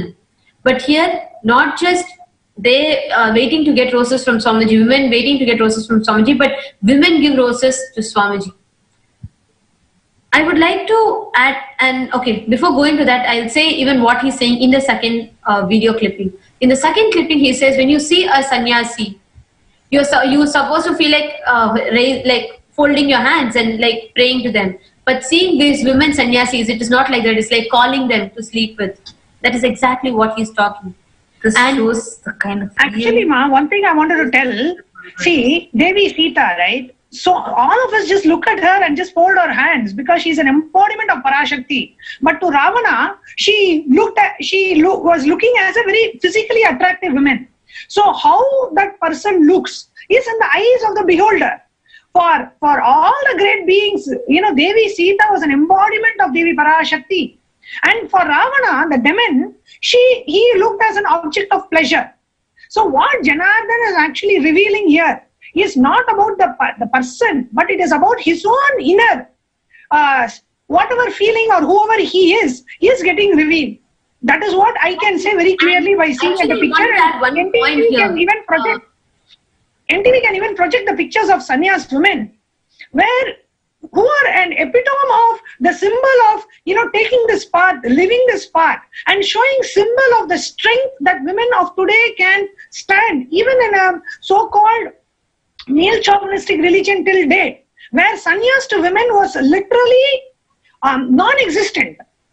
And giving up our lives and standing up and taking this lifestyle so courageously with so much of excitement and enthusiasm, if somebody sees such women and thinks to invite them for their physical pleasure, it can only show about them, exposes their inner lust and inner violence of how they see other women.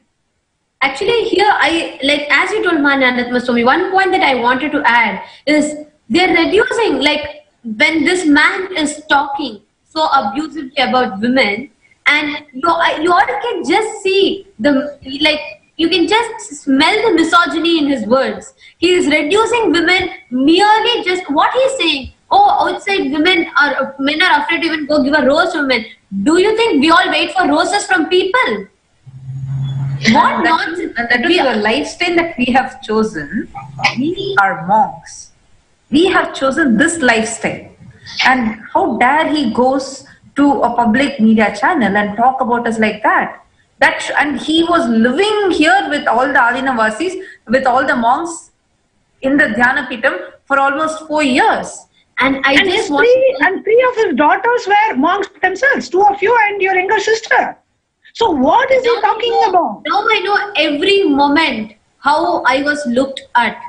I just want to make this one statement, because when the very cognition that he's carrying about another woman is so cheap, I want to tell, I am not afraid, or just because men talk like this, or just because few of the narrow-minded people talk like this, we are not going to become afraid, or we are not going to become quiet.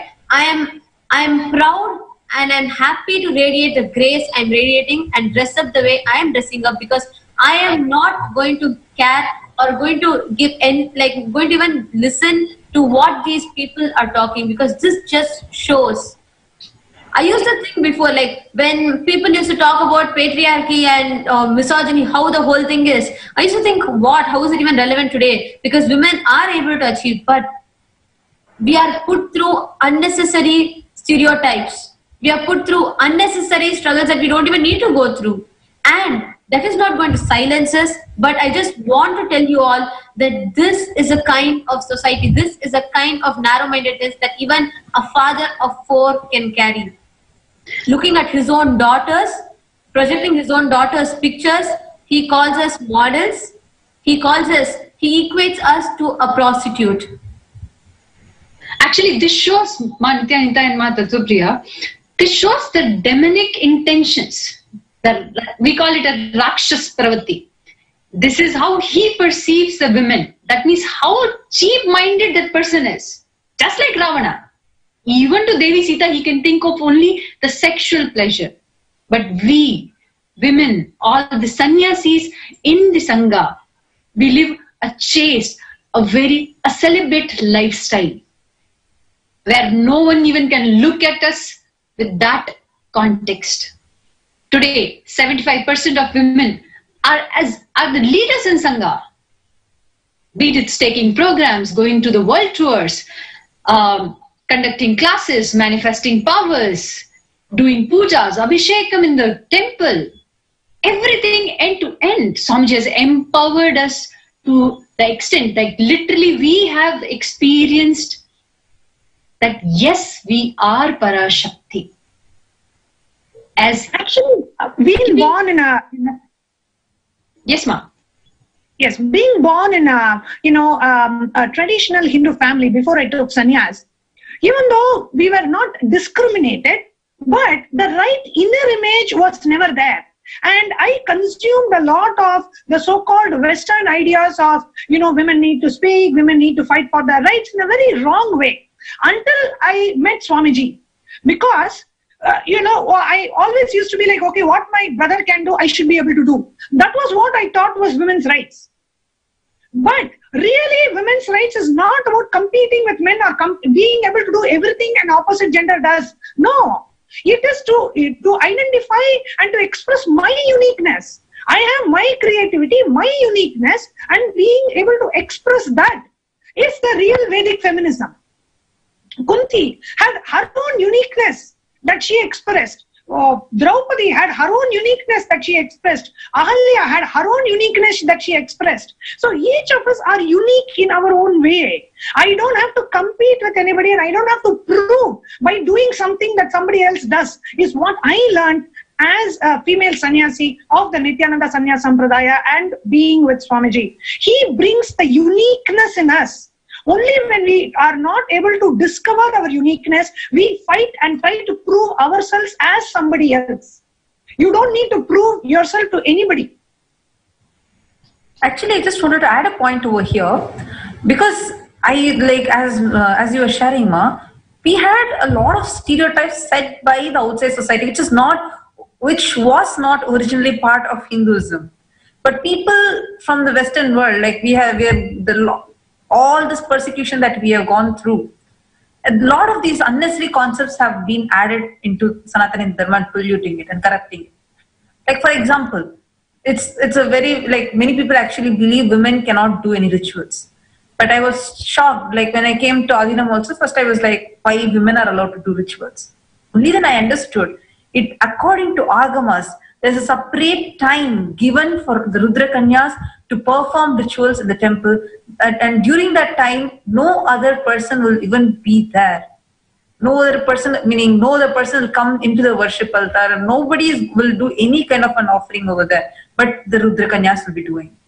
So I was so shocked when I learnt about it. Actually, even the Yajnopavita that we are all wearing, even sannyas, everything that society has already set a stereotype that women are not meant to do this. Women are not, you can't do that, you can't do this. No. And this very idea of in Hinduism, this entire sati system, everything was used. What we created, how we were living, that very lifestyle was completely made into a lie, into a completely different fabricated story and used as a weapon against us.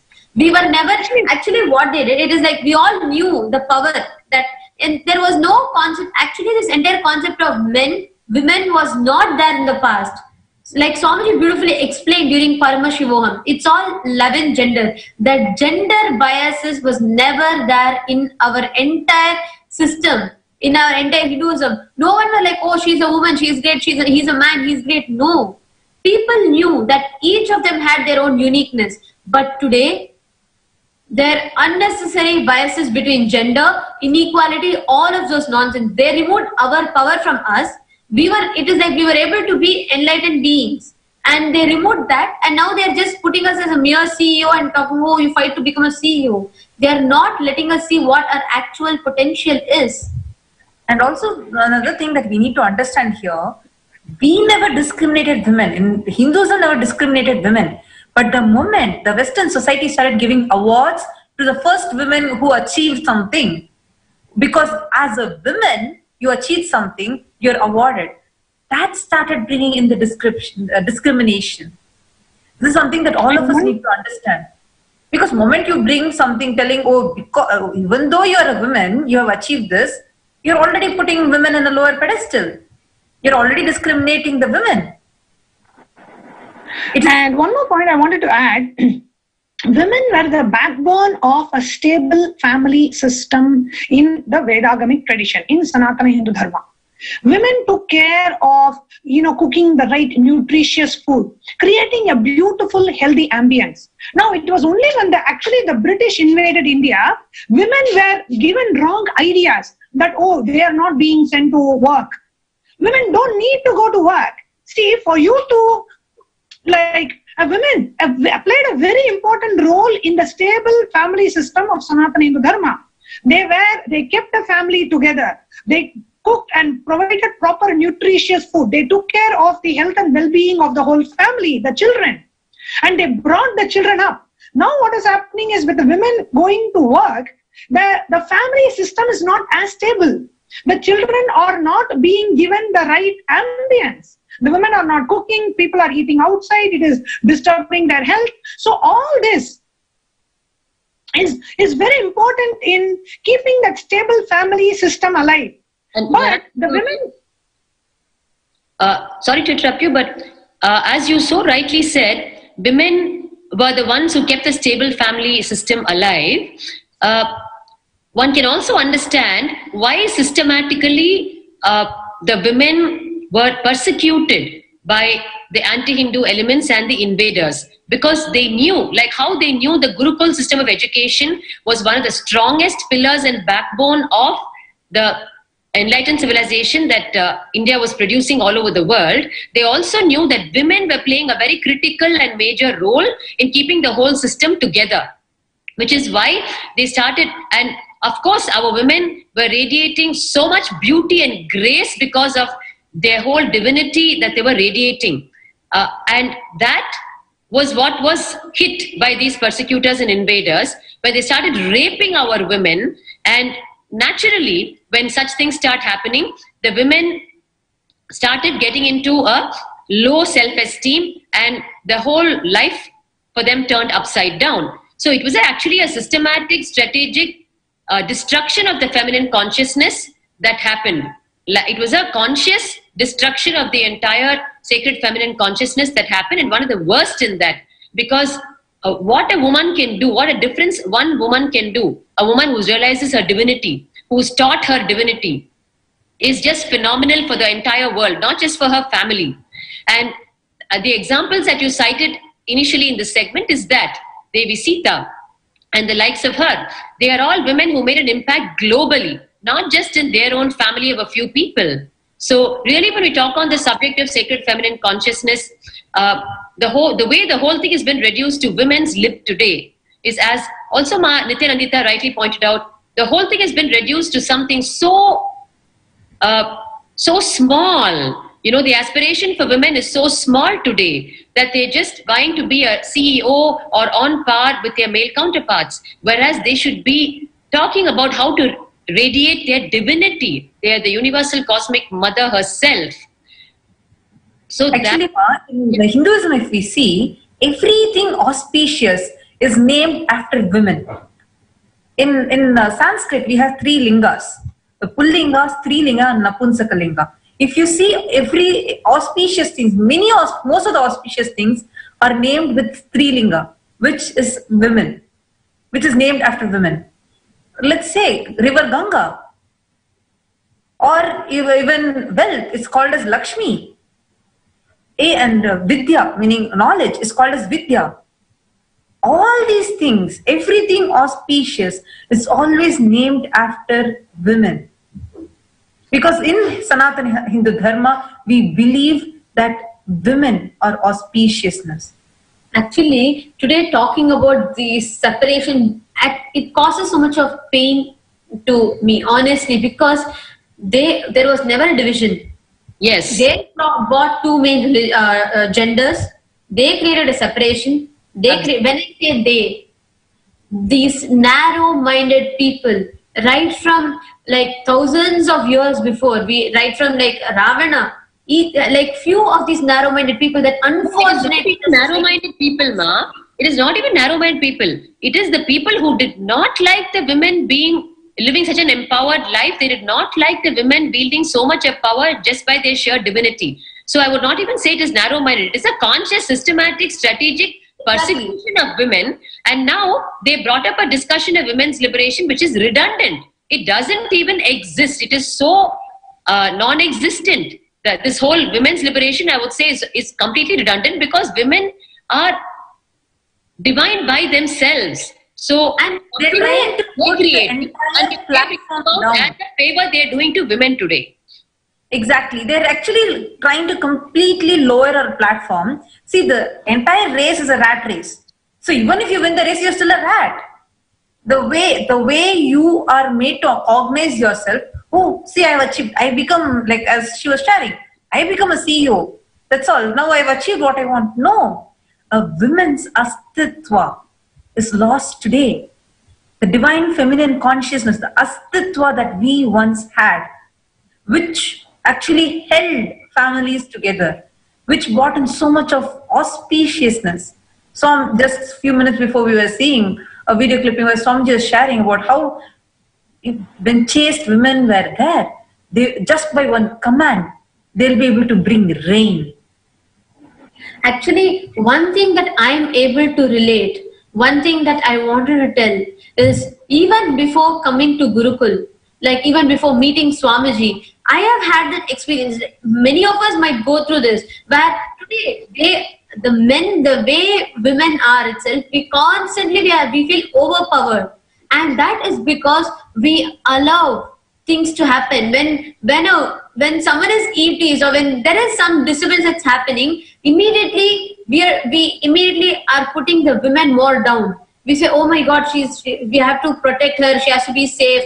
That is why automatically everybody is thinking, if a woman is walking alone in the night, something, whether anything is happening or not, automatically our default cognition will be, oh, something might happen. And unnecessary exaggeration. And I just remembered an example. Actually, one thing I heard, like in the Kumbh Mela at night, and she was surrounded, like she was in disguise and she was walking in the streets of Madurai. Suddenly, 3-4 dacoits tried attacking her. Immediately she fought, even though Lord Sundareshwara was there, he was also hiding behind the tree and watching this entire scene. And Meenakshi fights with all of them. Sundareshwara doesn't tell, oh, Meenakshi is a girl, so I have to go and protect her. No. He just hides behind the trees and enjoys the way how Meenakshi was fighting.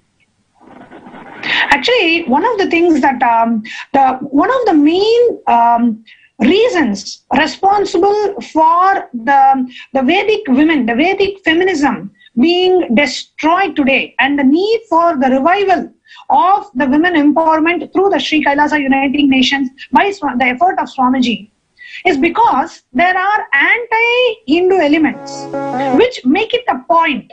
And this actually happened in 2016 Kumbh Mela in Ujjain under the name of women's rights. There are certain anti-Hindu NGOs. They send volunteers to villages, to innocent women. And what these people do, these so-called NGO volunteers who are sent from anti-Hindu, sent by the anti-Hindu elements, they go village after village, call all the women and tell them that you are being discriminated. Your rights are being violated. You are being made to sit inside a house and cook for your husband. You are not given the right to education. You are not given the right to work. You don't have your own money. You are dependent on your husband. So the women are brainwashed. First of all, they are not taught the proud and the pride of the Vedic feminism. Second, they are being misinformed, conspired to feel that something wrong is being done to them. So one, they break their stable family structure. Two, they encourage women to go and file cases against their family. They break the family system. Once the family system is broken, it is so easy for them to convert these women, single women, by giving them some money, converting them to other religions. This is happening as a strategy and conspiracy against Hinduism today in villages. Innocent women, people who are not educated, who don't even have the means to education. They are in villages where there are not proper educational facilities. And women are mostly trained for doing household chores and taking care of their family, taking care of children, which is a great responsibility in itself. So instead of inspiring these women to keep the whole family tradition alive, making them feel that, hey, you are the backbone of the society, you are the backbone of the family system, because Hindus, the Hindu organizations are not active in giving the right education, the anti-Hindu elements are pumping money and trying to break the stable family structure and first breaking the family, making the women feel that they are being discriminated, break the family and convert them to a different religion. This is going on as a conspiracy and witch hunt behind, by the anti-Hindu elements. We all need to be aware of this, and it is highly responsible. And SHRIKAILASA Uniting Nations has taken this up as a project for women empowerment. So I wanted to bring it up. Talking about SHRIKAILASA Uniting Nations, it is something like really inspiring, because this is an amazing opportunity we have got, where this time we can start understanding so much of content that Swamiji has spoken, Swamiji has revealed to all of us to understand our individuality. See, actually, when we find that uniqueness which is hidden inside us, that itself will empower us so much. Then we will not look for someone else to give attention to us from outside, someone else to praise the work that we are doing, someone else to even accept our existence. Because exactly. That uniqueness, that individuality will show by itself. And this opportunity where when people become part of this SHRIKAILASA Uniting Nations. For women, yes, Priyama, you are very right about it. Like, as you said, that every person, every women, if they realize their uniqueness, and I think Swamiji is doing that from years and years, making everyone realize their uniqueness, their divinity. The viewers, those who are watching, everyone has women around them, like as your mother, as your sister, as your wife, as your daughter, as your friends, and all the women, those who are watching.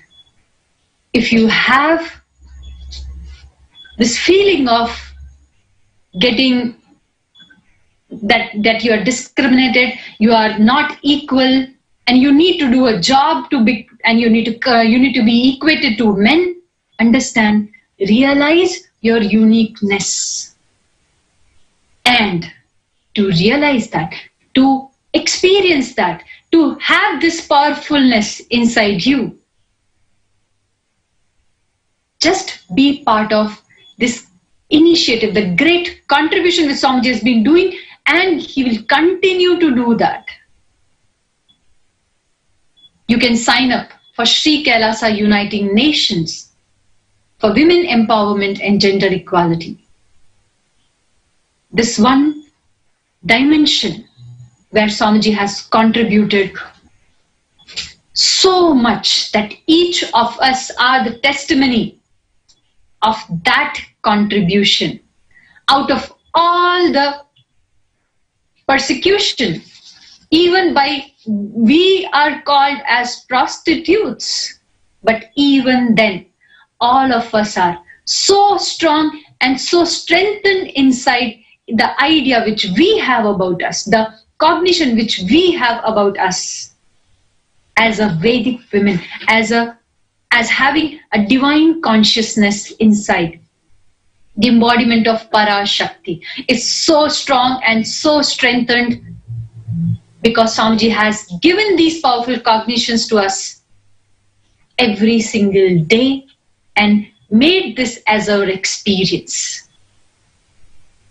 All we have to do is we need to come up together. We need to understand this is the way the real feminism will get revived on planet Earth. So all the women, all the females, all the girls, those who are watching this live, sign up for SHRIKAILASA Uniting Nations for Women Empowerment and Gender Equality.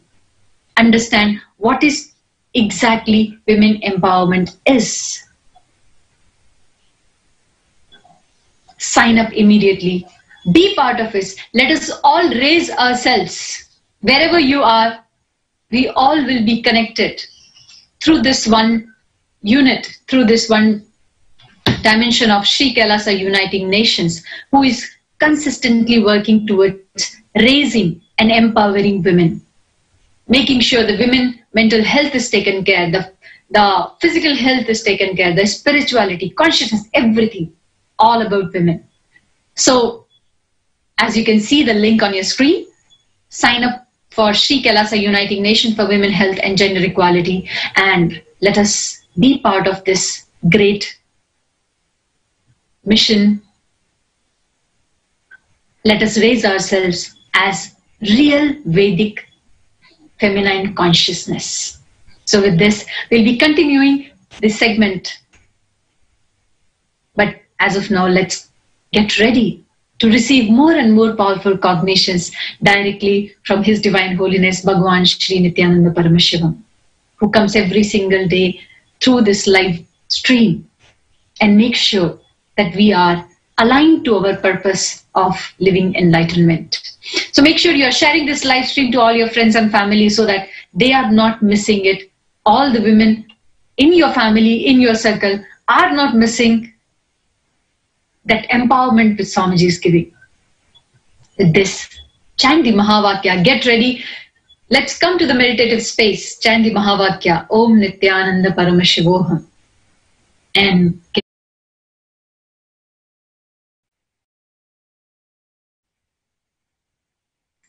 Nithyanandam. Wow, the way Swamiji described every pillar of SHRIKAILASA. Everything, whatever Swamiji is doing, is as per the Shastras, as per the Agamas, just to revive that enlightened ecosystem again. Be it its Gurukul, be it its temple, be it its Goshala, library, having sannyasis. Everything is towards only one goal. Reviving and establishing the Kailasa ecosystem, the enlightened, to create enlightened civilization. As Swamiji said, that all of us should live around temple. What satsangs from temple, because that energy field itself is different from when you watch from your house. When you watch from your home, only Guru will be there. When you watch, when you are there in the temple, Guru, Linga, and Guru, Shiva, and Devi, all three will be there. Guru, Linga, Sangha, all three will be there for all of you. That energy itself will be so inspiring, and it will literally align you towards the enlightenment. That space of SHRIKAILASA. When you breathe in that space, it just fills you with that experience of Him. If you're thinking how you can have that experience, how you can actually get it sooner, then you have an opportunity through which you can do that. And to tell that opportunity what is it, I would like to call Manitya Prematmananda Swami to come forward and share with us what is the great opportunity is there for all of us. Nithyanandamma. Nithyanandam, thank you, Ma Bhakti Priyananda. Today I have something very, very interesting to share. There is a doctor from San Diego who has been practicing medicine for many years, and he runs into an emergency situation for a family member who lives in New York.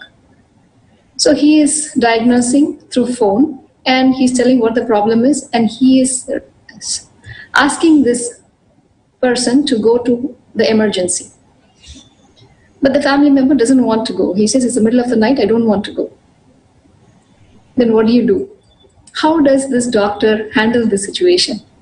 Here's an interesting sharing from Dr. Alkesh Patel from San Diego, California. Let's listen to him. How did you get introduced to Swamiji? So it's very interesting because I really truly believe that it was a connection of the past lives with Swamiji, because as soon as we saw him, as soon as we started hearing about him, whenever we came across his teachings and videos, it looked like we've known him for a long time. So I really believe that there is no coincidence. I came across his videos on YouTube practically 4 years ago when I was looking for enlightenment and Kundalini awakening syndrome. So I really was trying to figure out, I was more interested in learning about Kundalini awakening and Kundalini rising, and also interested in more spiritual enlightenment.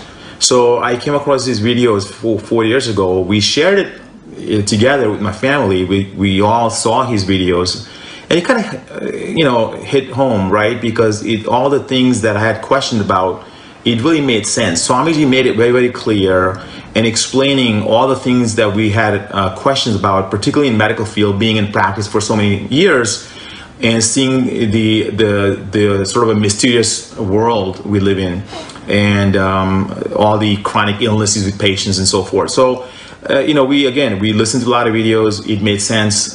We had gone through almost 90% of his videos 4 years ago. And then recently, when we moved to San Diego, due to my wife's health issues, we were searching for energy healing, spiritual healing, holistic healing through food, nutrition, mind-body balance. And then all of a sudden, we came across one of the members of the Los Angeles temple who mentioned Swamiji's name, and it almost like, wow, we just reconnected again. So I really believe that we've known Swamiji for a long time, beyond this life. And so we just happen to be in his feet again in this life. But again, not by coincidence. It's purely a call. There must be a calling to be in his, a compassionate and gracious presence. And so that's how we ended up being in his place. Great. And a few weeks ago, we had the Atmalinga event. Can you tell us more about a personal experience that you had with that, and what was your experiences? So again, I've heard about Atmalinga initiation and Atmalinga, but I didn't know much about it, and I started reading more about it and so forth. We do Shiva Abhishek every day in the house, but Atmalinga is something my wife and I have heard about it many times. We kind of knew about it a little bit, but we didn't know what it really meant as far as being initiated and given opportunity by Swamiji. So when we attended it, it was an amazing energy experience. There was a group of people that were present here.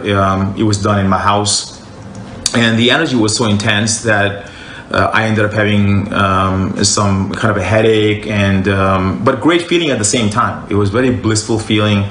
And since then, I've also been chanting Mahavakya regularly on a daily basis, multiple times throughout the day. And I've also done some healing manifestations for my friends and families and some of my patients.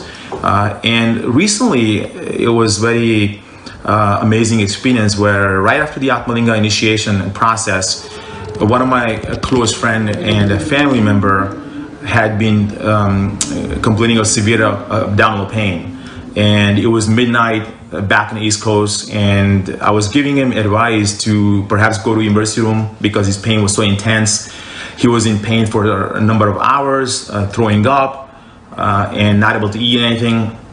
And what I felt at that point was a symptom of maybe something like kidney stones, and typically we send people to hospital for hydration and some pain medication and so forth. But it was midnight, we talked about going to the emergency room. He didn't really want to go there. And at that point, I sort of immediately struck me that, listen, why don't I just do a healing manifestation? I got nothing to lose because he didn't seem to want to go to the hospital at midnight.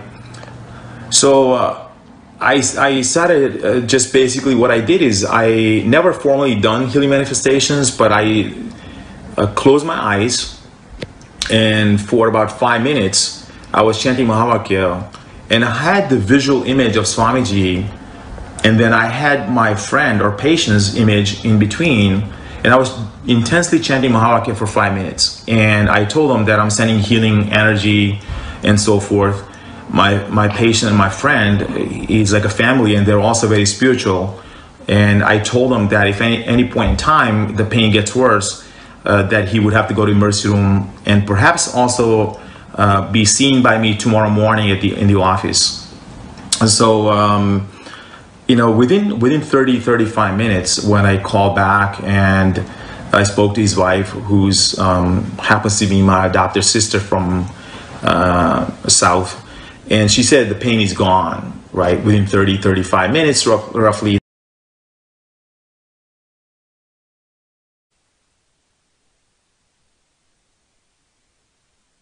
It is an amazing sharing from a doctor who has been practicing for many years, and he runs into a medical emergency for a family member, and he decides to chant the Mahavakya.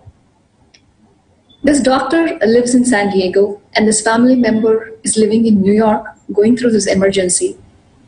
And of course, the doctor had the presence of mind to remember Swamiji and to chant Mahavakya. Just within a matter of half an hour, this person got healed, which could have gone for 7 to 8 hours of intense pain. I mean, how powerful, what a great gift that Swamiji is giving to us. I know there are some viewers who feel either for whatever reason that they are not able to participate in the Atmalinga spiritual healing for the global health. There are many ways, or there are people who have not received their Atmalinga, who have been initiated by Swamiji. Of course, by the power of Mahavakya chanting, we can make a difference to the world. It is such a beautiful sharing from Dr. Alkesh Patel.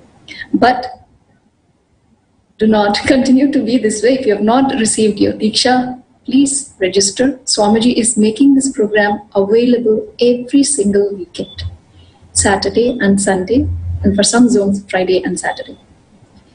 If you feel if you're not able to even make these 2 days, Swamiji makes it even more simple for us by again giving this Diksha on Mahaparamashiva-Ratri. While we enjoy Mahaparamashiva-Ratri, celebrate with Swamiji, he gives us the Shiva Diksha. So do not miss this opportunity to receive this Diksha from Paramashiva himself on Mahaparamashiva-Ratri. The Diksha, the Shiva Diksha, Swamiji gives on Mahaparamashiva-Ratri on February 21st. You can attend this program in any center.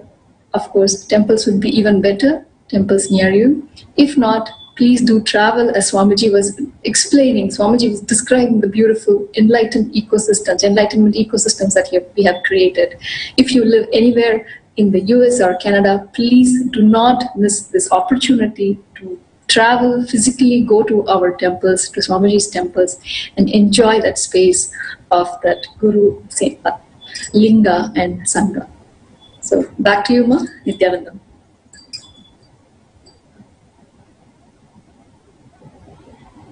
Thank you so much, Ma.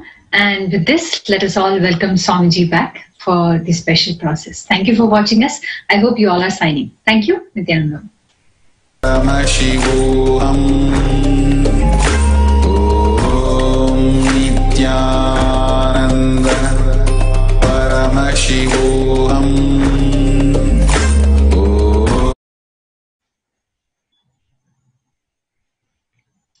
Nithyananda, after this powerful process, let me just remind all of you what Swamiji shared with us.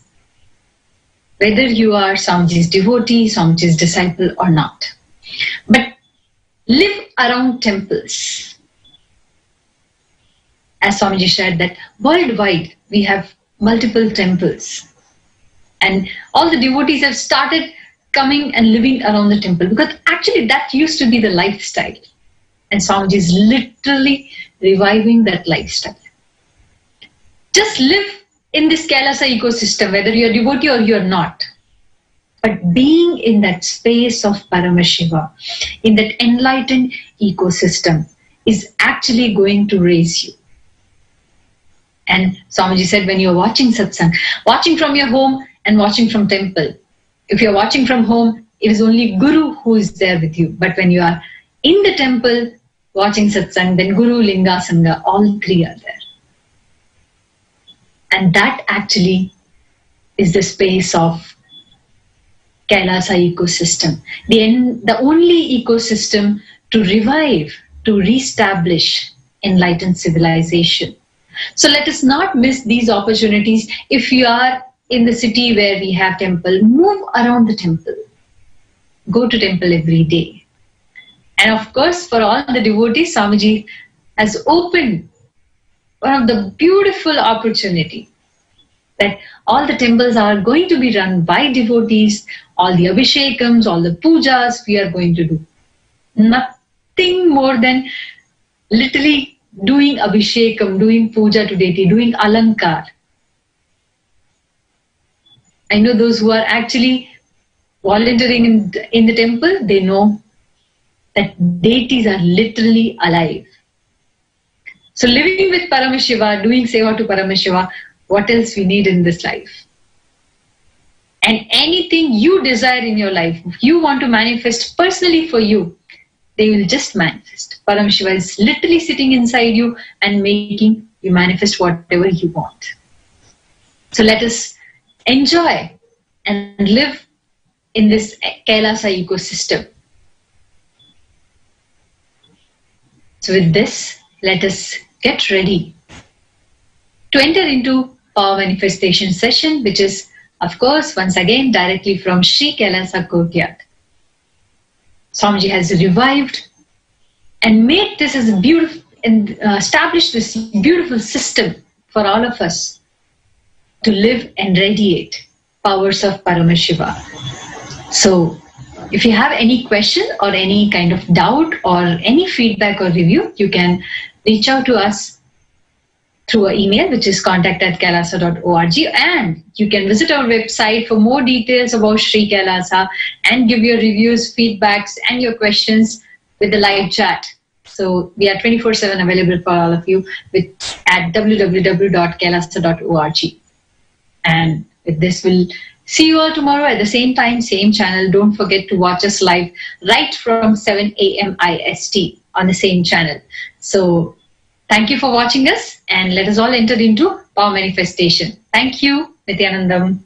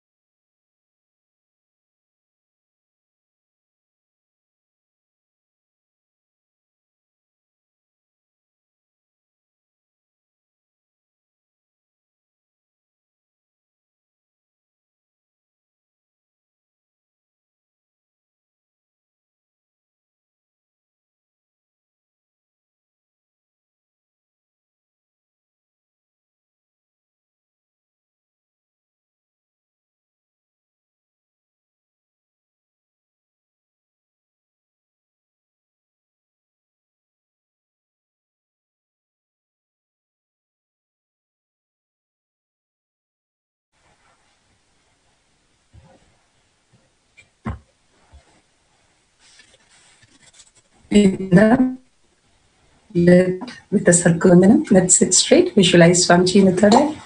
Nithyanandam Paramasukadam Kevalam Jnanamurtim Dvandvatitam Gagana Sadusham Tattvamasya-Adilaksham Ekam Nityam Vimalamachalam Sarvadi Sakshibhutam Bhavatitam Trigunarahitam Sadgurum Tam Namami. Nithyanandam, welcome to SHRIKAILASA Courtyard Manifesting Power Session. Welcome all the Paramashivas, the state, space, powers and superconsciousness and SHRIKAILASA of Paramashiva. Beautifully Swamiji said how we are continuously in the space of Nitya. We will be out of delusion. Anything we know as even Paramashiva, it is completely delusion. But something is impermanent, which is there in all the states. Whether it's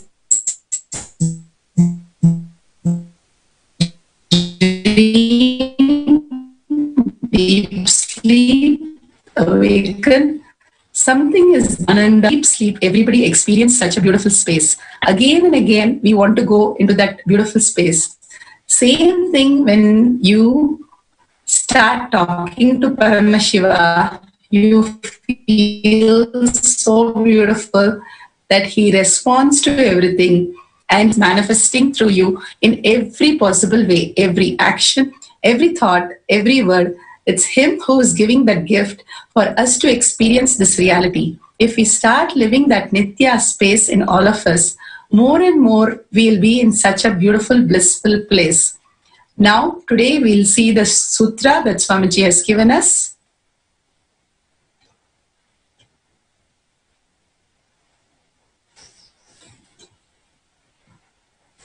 This is Trinetra Haram, chapter 1, verse 3, the power of third eye. Dahanapyayane tena prakashyam vidhadhamyaham shrishtim sthitim samhratim cha tritanurvidadhamyaham dahanapyayane tena prakashyam vidadhamyaham Shrishtim sthitim samhratim cha tritanurvidadhamyaham. So beautifully that Swamiji said exactly same.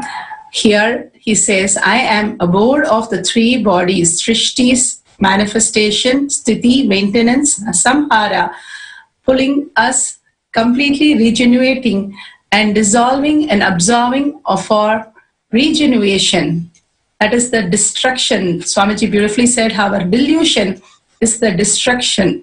Again and again we destroy to the extent that we need to understand that Nitya is the permanent space in us. Till we are again and again destroying ourselves, we are not able to realize the ultimate, which is the cognition shift that we need to do. And cognizing the ultimate is the reality that he himself is manifesting through us again and again is the only reality, existential reality for all of us that Swamiji is giving us so beautifully. From my increasing and expanding effulgence, the life-filled energy pervades as light to all. Simply when we see the beautiful Nitya in us, the self-effulgent, continuously happening and keeping us alive, only because of him we are even alive. Only he is manifesting through us in every action, every thought, whatever is happening to us, it's because he is happening through us. Every breath we understand he is happening through us. But when it comes to every thought, we have a doubt. Is it him or we are guessing? Even the guess is happening because of him. Because he exists. If we do not have the awareness, the consciousness, we are matter. We are not even alive. So We are alive because He is happening. We are breathing because He is happening in us. Same way, every thought, action, and words is Him in us. That's why He says, every satsang, you feel like you already know something because I have already spoken to you about it, and I am speaking the same thing here. So beautifully, it's Him in us who is doing everything and showing everything and manifesting everything for us. The more we live Him through us and talking to Him continuously unbroken, simply He will make the reality more and more beautiful for us. More and more He happens through us as we are manifesting. So beautifully, here Swamiji is giving a very powerful manifesting Shakti for us to experience this. We'll be posting the instruction now. He's talking about Srishti Sthiti Samhara, that constantly which is happening inside us as we are moving, how the cells in us migrate in us. Simply one set of cell is gone and another set of cell is happening. So the whole body is regenerated and new body is happening. Every 3 months we have a whole new skeleton system. So the whole system is changed. Same way our life also, so many things are removed to give us a bigger breakthrough. The removal can be a little hard on us because of our patterns and our attachments. But understanding that He is the one who's doing it will make us only simply better and better. When we leave the school and go to college, it's something we are leaving and moving on. We are feeling difficult. Same thing, when we have to leave something and move ahead, we might have a little inhibition or our own ideas and views. But just going with the flow, what Swamiji is taking us again and again, more and more into the deeper science, we will simply enjoy the higher reality.